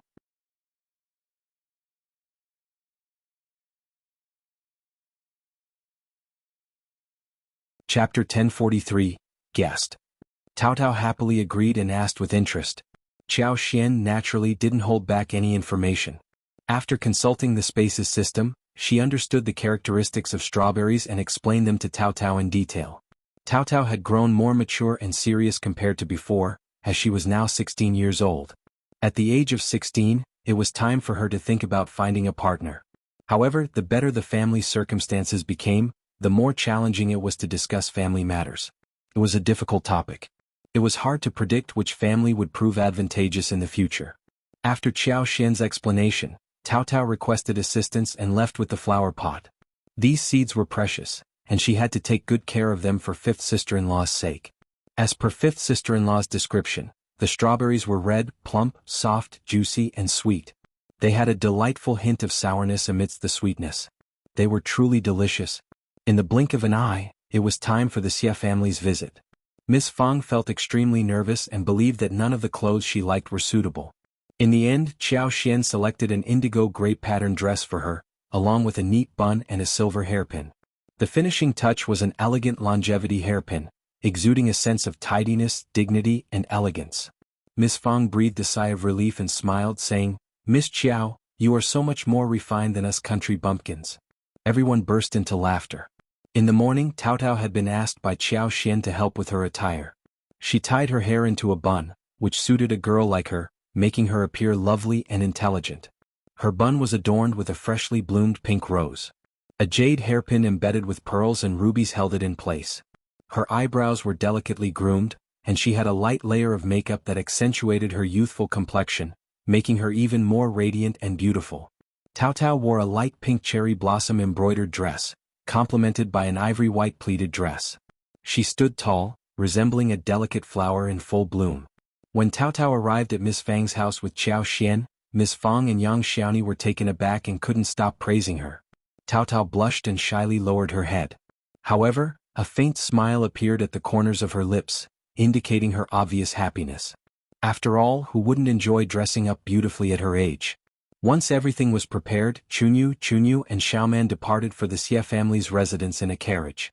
With them gone, Miss Su and Yang Xiaoni found themselves with some free time. They persuaded eldest uncle to accompany them for a shopping trip. Xiao Yunduan had been invited as a guest at the local college, so he had already left. Today, First Madame Xie was hosting Ms. Fang, the mother-in-law, and her daughter-in-law. As she was unfamiliar with the customs of Ms. Fang's hometown, she didn't invite many guests, except for 5 close relatives and friends, along with their daughters. The Xie family was truly an aristocratic household, and their mansion was grand and well-maintained. The spacious halls and well-behaved servants made one feel a sense of apprehension, almost afraid to make any noise. If it weren't for Qiao Xian's presence and Miss Fang's previous experience at the Yuezhing family, she would have been so nervous that she wouldn't know what to do. If you find any errors, ads pop up, ads redirect, broken links, non-standard content, etc., please let us know reports so we can fix it as soon as possible.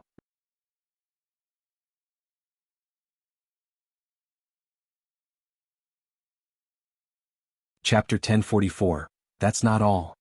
Tao Tao was also feeling a bit nervous, so she closely followed Qiao Xian. Recalling Qiao Xian's words, she refrained from looking around, despite her curiosity.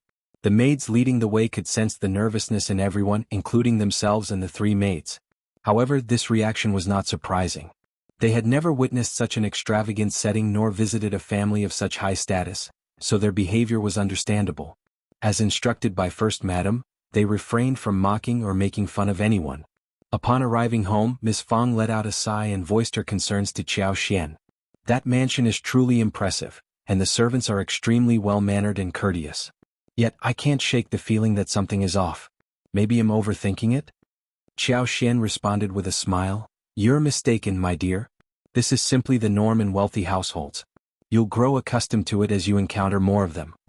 Ms. Fang chose to believe her words, finding solace in them. She smiled and said, That's reassuring. Perhaps I've been overanalyzing things. I'll adjust to it in due course. After all, families like the Xie family are few and far between. Qiao Xian felt relieved upon calming her down. However, that wasn't entirely the truth. The servants of the Xie family indeed held a sense of superiority. It was evident in their subconscious demeanor, conveying a message that said, You're unfamiliar with the customs and etiquette of the affluent, and we understand your lack of exposure. Though their politeness remained intact, it did create a slight unease. It was no wonder Miss Fang sought Qiao Xian's opinion on this matter. Consequently, Miss Fang found the overwhelming politeness of the Xie family's servants somewhat discomforting. She even regretted not finding an excuse for Qiao Xian to accompany Tao Tao instead, as she herself felt slightly unnerved. Upon meeting the first madam of the Xie family, she warmly greeted her daughter-in-law and niece-in-law and politely introduced the other ladies to Miss Fang. Miss Fang gradually found herself becoming more comfortable in her surroundings.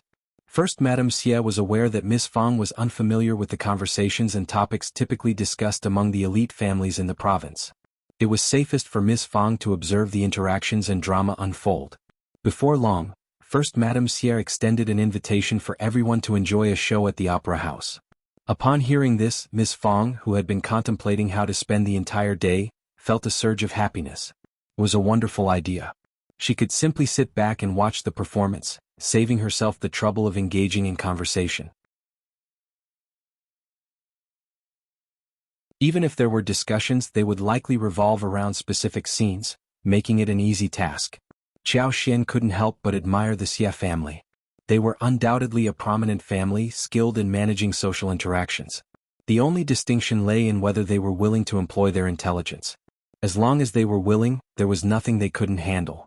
The young girls showed little interest in the show, so the young ladies from the Xie family kindly invited them to explore the garden. With a smile, first Madame Xie turned to Cao Cao and Xiao Xian saying, "Let's go to the garden and have some fun. Don't get bored sitting here." She then entrusted the care of Cao Cao and Xiao Xian to the Miss of the Xie family. Xiao Xian expressed gratitude with a smile and accompanied Cao Cao and the others. Chuanfin and Xiaoman followed suit. The ladies were well aware of how to entertain and engage with Miss Fong, a carefully chosen guest of First Madame Xie. The approach with the young ladies, however, was different. If you find any errors, ads pop up, ads redirect, broken links, non-standard content, etc., please let us know reports so we can fix it as soon as possible.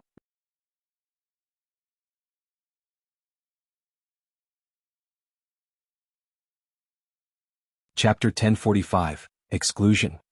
The young ladies, ranging from around 14 to 16 years old, were indulged and spoiled by their families, lacking a certain moral compass.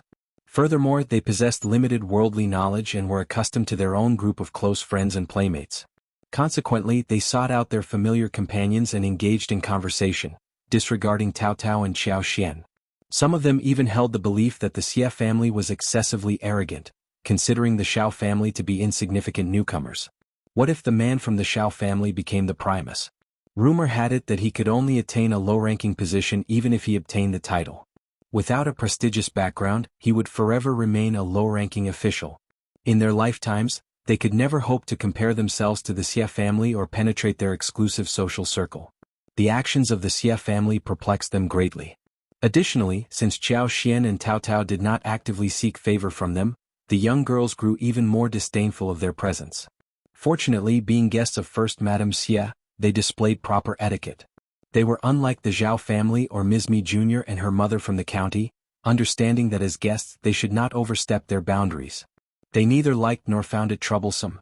Nevertheless, Cao Cao felt deeply embarrassed. The young girl possessed a shy nature and had arrived at the Xie family as a guest with apprehension, fearing the potential ridicule if she made any mistakes. How could she endure such treatment? Xiao Xian firmly grasped her hand, attempting to console her. "Pay no mind to them. They are guests of the Xie family just like us. They hold no significance in our lives. We do not belong to the same social circle, so we merely need to show them some respect. They can play amongst themselves and we need not engage with them. We have no obligations to flatter them. Don't worry, they won't dare to cause trouble for us. If they do, the Xie family won't let them off easily. They will be forever barred from marrying into the Xie family. They are not foolish." Cao Cao beamed with a smile, feeling much better. She looked at Xiao Xian with admiration and exclaimed, "Fifth sister-in-law, you're the best. You always make perfect sense. I'll listen to you." Xiao Xian found her words amusing and gently tapped her forehead with her index finger. She replied with a smile, "You have such a way with words." Cao Cao blushed and covered her forehead, saying, "No, I truly mean it from the bottom of my heart." Xiao Xian chuckled happily. What did Xiao Xian mean by most fatal? That was it. Why was Cao Cao so adorable?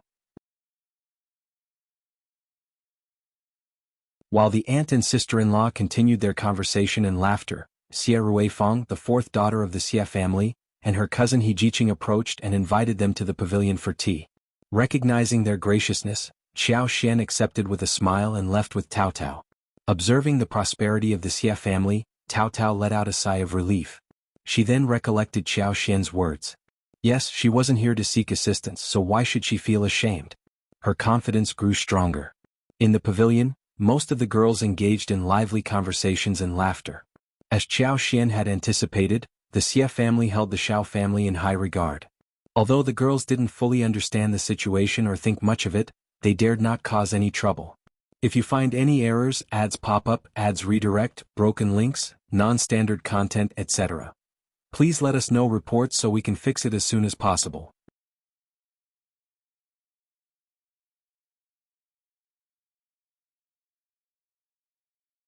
Chapter 1046, Looking for Someone? Some of the girls even smiled and greeted Xiao Xian and Cao Cao. Xiao Xian noticed that Cao Cao was doing well and engaging in conversation with the Miss of the Xie family and her two sisters. Cao Cao seemed a bit shy, but she was managing fine, which relieved Xiao Xian. However, when she glanced back later, Xiao Xian realized that Cao Cao was no longer in the pavilion. Xiaoman, who had been following Cao Cao, was also nowhere to be seen. Surprised, Xiao Xian inquired with a smile when she spotted the fourth daughter of the Xie family playing chess with someone else. Miss Xie was engrossed in her competitive chess match and paid little attention to Xiao Xian. She threw a glance in Xiao Xian's direction while still focused on the chessboard and replied with a smile, "Did they go to the garden? Sister Lin and the others mentioned wanting to play games on the lawn, so they might have gone together. Don't worry, our garden is safe and there are servants everywhere. If they get lost, they can ask for help." The man playing chess with Miss Xie sneered and cast a disdainful look at Xiao Xian. Indeed, it would be impossible to lose someone in the Xie family. Internally frustrated, Xiao Xian remained composed and calmly responded, "She's not familiar with this place, so I hope she's okay." Then she left. The woman playing chess with fourth Miss Xie was taken aback. She sneered softly and commented, "What's so impressive about the Xiao family? They seem incapable and lack proper manners. Quite arrogant, I must say." Fourth Miss Xie smiled but didn't say anything. This guest had been invited by the senior members of the family, while she belonged to the junior branch. It wasn't her place to intervene, although she shared similar thoughts. Xiao Xian realized that every family was alike in some ways. Some connections were destined while others were not. Cao Cao had never experienced such a family before, and it seemed that the Miss of the Xie family was unaware of it as well. Well, Cao Cao would find her own way. Just how vast was the Xie family's estate? Could it span over such a large radius? If Cao Cao truly wanted to find someone within the premises, she would be able to locate them. Xiao Xian activated her heightened senses and quickly located Cao Cao. She found her behind a vine-covered rockery not far from the lake, which she hadn't noticed before due to the obstruction of a flowering tree and the rockery itself. As Xiao Xian approached, she realized that Xiaoman was nowhere to be seen, and even He Jiqing's maidservant was absent. With a sense of urgency, Xiao Xian hastened her steps. Observing the cousin of the Xie family, He Jiqing, she appeared gentle and mild on the surface, but her eyes betrayed a certain mischievousness.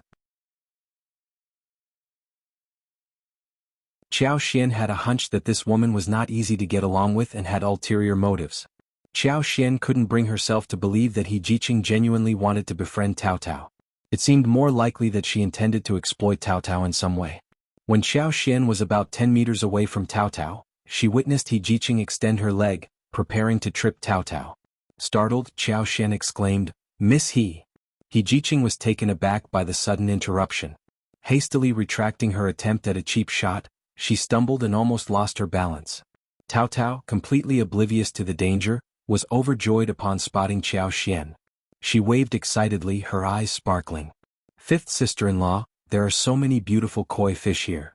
Xiao Xian smiled and approached calmly. "Really? Then let me have a look too. If you find any errors, ads pop up, ads redirect, broken links, non-standard content, etc., please let us know reports so we can fix it as soon as possible."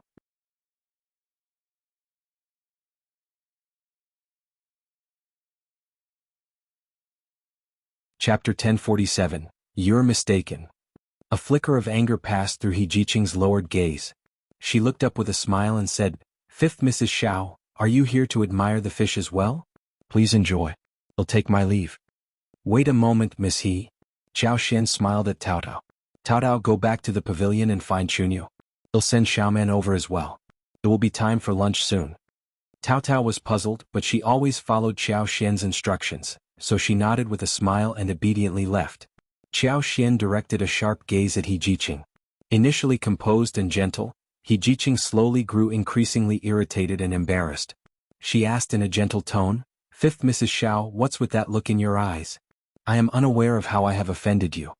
Xiao Xian stated, "Cao Cao did nothing to offend you, Missy, so why did you try to trip her just now?" "Fifth Mrs. Xiao, be cautious with your words." He Jiqing retorted indignantly. "I didn't do such a thing. You must have seen it incorrectly." Xiao Xian smiled. "There is no one else present, so there is no need for pretenses, Miss He. I saw it clearly, so I am not mistaken." "Fifth Mrs. Xiao, you need evidence to support your claims. If you continue to slander me like this, you can deny it, but I have a habit of getting to the bottom of things. Since you refuse to speak the truth, I can only bring this matter to eldest young Master Xie's attention. I believe someone as astute as him can address my concerns." Xiao Xian discerned that He Jiqing was quite calculating, and so was Xie Jingrong. In other words, He Jiqing was skilled in manipulating the emotions of Madame Yuejing, the other madams, and the ladies, but she would find it difficult to manipulate someone like Xie Jingrong. Xiao Xian was merely attempting to intimidate her. She mentioned Xie Jingrong because he was the person she was most familiar with in the mansion and was known for his intelligence. She had no intention of blowing this minor incident out of proportion. However, for some reason He Jiqing's expression changed upon hearing those words. Despite returning to her composed demeanor, Xiao Xian still observed He Jiqing closely. "You're accusing me falsely. Cousin isn't present, so why are you using him as a basis to criticize me?" Xiao Xian chuckled. "Oh, I understand him quite well and he is remarkably intelligent. As I mentioned before, I can't afford to overlook any details. It doesn't sit well with me if I don't have a clear understanding of everything. I genuinely want to know what my sister-in-law has done to offend you. It would be easier to make amends if I know the reason, wouldn't you agree?" "I haven't done anything of the sort. Miss, he am not blind." He Jiqing unconsciously tightened her grip on the embroidered handkerchief in her hand, seething with anger. This was why she disliked engaging with individuals from smaller families who lacked proper etiquette. They were shameless and ignorant of their boundaries. Any other young miss or young madam would be left speechless in such a situation without any evidence. No matter how indignant they felt, they could only endure it. However, this impudent person didn't care about such norms. A person like her was capable of anything, solely concerned with her own happiness while disregarding everything else. Since Xiao Xian had made that statement, He Jiqing believed that she would indeed follow through. She had been keeping a close eye on this cousin, which allowed her to learn that he was on friendly terms with the third son of the Yu Zheng family and the Primus of the Xiao family. Moreover, he had visited the Xiao family multiple times, making him quite familiar with Xiao Xian. If you find any errors, ads pop up, ads redirect, broken links, non-standard content, etc., please let us know reports so we can fix it as soon as possible.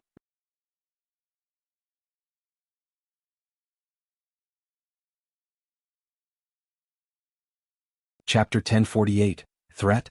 It was no surprise that this individual dared to be so arrogant. He Jiqing clenched her teeth and decided to reveal half of the truth. Since Xiao Xian wouldn't listen to her, she had no choice but to say something. She couldn't risk whether or not Xiao Xian would seek out her cousin. "I didn't intend to harm her. I wanted to trip her up, but I had no intention of causing her harm. I would have jumped in to save her." Xiao Xian widened her eyes and regarded her as if she were a fool, as if to say, "Do you think I'll believe such nonsense?" He Jiqing felt a twinge of embarrassment. Even if she were a bystander, she would find herself perplexed, let alone Xiao Xian. He Jiqing took a deep breath and had no choice but to continue explaining. "As you know, I am a cousin of the Xie family and my family is truly... well, I have no desire to return there whatsoever. However, something happened recently and my grandaunt intended to send me back. I was genuinely worried and scared. Since you are guest today, I thought that if a guest were to fall into the water and I were to fall ill as a result, my grandaunt and the others would surely abandon the idea of sending me back. I really thought of it at the last moment. I admit that I intended to use Miss Xiao, but I certainly didn't mean to deliberately harm her. Moreover, there are numerous servants present in the garden today. If I were to fall into the water and call for help, someone would arrive promptly. Nothing would happen. This is my fault. I shouldn't have attempted to exploit Miss Xiao for my personal concerns. I apologize to you. I'm sorry. Please, Fifth Madam Xiao, be forgiving. Considering that Miss Xiao is unharmed, let this matter be and refrain from mentioning it to anyone else. Can you promise me that, Fifth Madam Xiao?" Xiao Xian's gaze turned serious. She didn't believe everything He Jiqing said. Perhaps some of it was true, but it certainly wasn't the whole truth. If her relationship with Xie Jingrong were ordinary, Xiao Xian might have chosen to turn a blind eye to the situation. But that was not the case. There was something amiss with He Jiqing. Why did Madame Lady Xie of the Xie family want to send her back home? Why was it necessary for her to stay within the Xie family? The moment Xiao Xian mentioned Xie Jingrong's name, He Jiqing couldn't contain herself, revealing her deep concern for him. Could it be? Xiao Xian's eyelids twitched. Could it be that Madame Lady Xie of the Xie family wanted to send He Jiqing away because she held an interest in Xie Jingrong? It wasn't an implausible notion. Xie Jingrong was an elegant young master, and it was natural for his cousins to be fond of him. Therefore, it seemed unlikely that He Jiqing's intention was to make Tao Tao fall into the water, save her, and feign sickness. She was likely targeting Xie Jingrong. By saving a guest of the Xie family from drowning, she prevented a potential disaster within the Xie family. As the sister of the Primus, her act had safeguarded the reputation of the Xie family and averted trouble. From this perspective, she appeared deserving of marrying Xie Jingrong. If He Jiqing pursued marriage with Xie Jingrong for this reason, how could the Xie family refuse? To refuse would be seen as ungrateful and callous.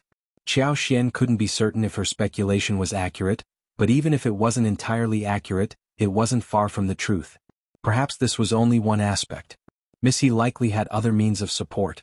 With these thoughts in mind, Qiao Xian felt a compelling need to inform Xie Jingrong. If Xie Jingrong were to be deceived by such a woman and coerced into marrying her, it would be an immense tragedy. If you find any errors, ads pop up, ads redirect, broken links, non-standard content, etc., please let us know reports so we can fix it as soon as possible.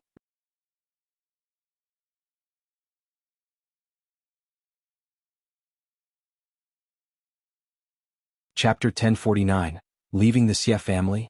Qiao Xian pondered for a moment before speaking to He Jiqing. Leave the Xie family within 3 days and I'll pretend that today's incident never happened. I won't disclose anything to anyone. He Jiqing stared at Qiao Xian in disbelief, unable to contain her frustration any longer. Fifth Mrs. Xiao, you're being excessively nosy. Her grandaunt was Madame Lady Xie, and as a proper cousin of the Xie family, she had no say when the family decided to send her away. But Qiao Xian was someone who had no personal stake in the matter. Qiao Xian replied, exactly. Miss He, consider it my intentional meddling. He Jiqing couldn't help but exclaim, what does this have to do with you? Miss He, let's just say I have a habit of being nosy. He Jiqing fell silent, her gaze fixed on Qiao Xian.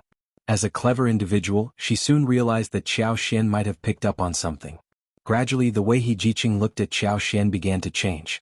Startled by this unexpected development, Qiao Xian regained her composure and met her gaze calmly. In that moment their eyes locked, and a silent understanding seemed to pass between them. She knew. He Jiqing knew that Qiao Xian had figured it out. A magical unspoken connection formed between them. He Jiqing's face turned red, feeling a mix of embarrassment and relief. But now that Qiao Xian was aware and she didn't want to lose this person, she might as well confide in her. Fifth Madame Xiao, help me. Yeah. Qiao Xian was genuinely taken aback. She hadn't anticipated that He Jiqing would attempt to involve her in her schemes so abruptly. She couldn't help but find it somewhat admirable. When the time came to go all out, this girl showed no hesitation. As friends of eldest cousin, I can speak candidly to you. I genuinely care for eldest cousin. I may not possess the same background, talent, or looks as him, but I believe we are compatible. If Fifth Madame Xiao assists me, I will certainly reciprocate in the future and repay your kindness. Fifth Master Xiao has made remarkable progress in his career this year and has entered officialdom. He still has a bright future ahead. You have been to the capital before, so you must have witnessed it. The capital is filled with influential individuals, and there are countless low-ranking officials striving to climb the ranks. However, how many of them actually succeed?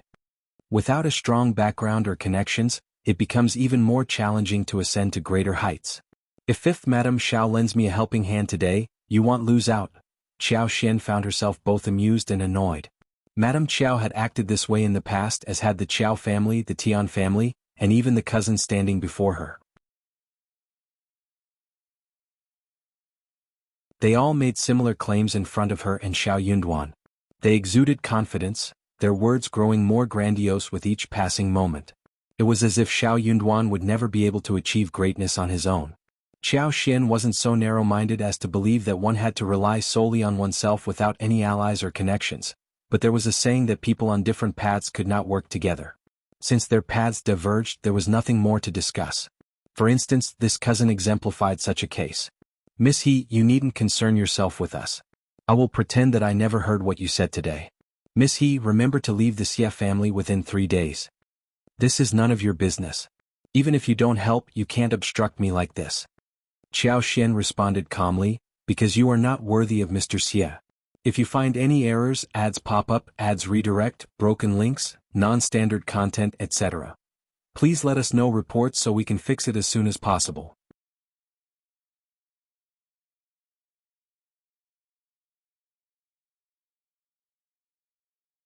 Chapter 1050. Why? He Jiqing felt a wave of dizziness and almost let out a curse. I'm not worthy of my cousin? Ah, who do you think you are? What right do you have to say such things? Xiao Xian replied, "It's not about who I am or who you are. What matters is Mr. Xie's own judgment. What do you think he would say about your actions today?" He Jiqing seethed with anger and embarrassment. Which esteemed family is without blemish and can pass judgment on others? If Fifth Madame Xiao believes that, she's naive. What's wrong with me employing a little trick? I had no other choice.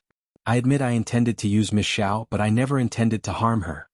Xiao Xian was so infuriated that she burst into laughter. "Miss He, you have exploited Tao Tao. A lady who is a guest ended up falling into the water, a highly embarrassing situation. What did you do to her? Moreover, Tao Tao is not adept at swimming and you cannot guarantee that you could save her in time. What if she got injured as a result? Have you ever considered that? No, you haven't. You have used and sacrificed others for your own selfish interests, and you have the audacity to justify it. How shameless can you be? I don't know if esteemed families can maintain their purity, and you don't need to inform me about it. However, this is the first time I have encountered someone so self-centered and heartless, willing to use another person's life for personal gain. How dare you claim that you are worthy of eldest young Master Xie? I think you should give up as soon as possible. Eldest young Master Xie is not someone bound by conventions. He doesn't have any affection for you. Even if you resort to tricks, unless you're confident that you can deceive him, he will never marry you. So, do you have the confidence to deceive him?" Xiao Xian's blunt words shocked He Jiqing. A dull ache throbbed in her chest, leaving her too disheartened to utter a word in response. Xiao Xian's words had struck a chord. "This is my affair. It has nothing to do with you. You are obstructing my path to be with eldest cousin. Could it be that you have feelings for him? I advise you to give up immediately. At least I still have some hope, but you aren't even worthy of that." He Jiqing was so infuriated by Xiao Xian's words that she couldn't control herself any longer. Xiao Xian didn't respond with the same intensity as she had anticipated. Instead, she regarded He Jiqing with sympathy and said, "Why must you say such outrageous things? It doesn't change anything. Why force something that doesn't belong to you? This isn't a courtship, it's a lack of self-respect." He Jiqing quivered with anger. "What do you know? You know nothing." Giving Xiao Xian a fierce glare, she stormed off. Xiao Xian's eyes flickered. She couldn't be sure if He Jiqing had truly heard her or not, but she had given her a deadline of 3 days. He Jiqing pretending to be deaf and mute wouldn't make a difference. If He Jiqing didn't leave the Xie family within 3 days, Xiao Xian would indeed inform Xie Jingrong. How could she not seek justice for Tao Tao, whom He Jiqing had tried to harm? Moreover, now that she was aware of He Jiqing's intentions, she couldn't simply stand by and watch her deceive Xie Jingrong. Xiao Xian turned around and headed back to find Tao Tao. Little did she know that after she and He Jiqing had departed, Xie Jingrong slowly emerged from behind the vine-covered rockery. His eyes flickered, his expression a mix of complexity.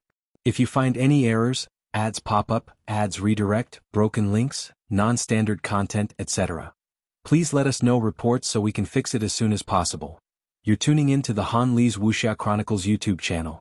We're so grateful for your support, and don't forget to subscribe to join us on this incredible journey through captivating stories.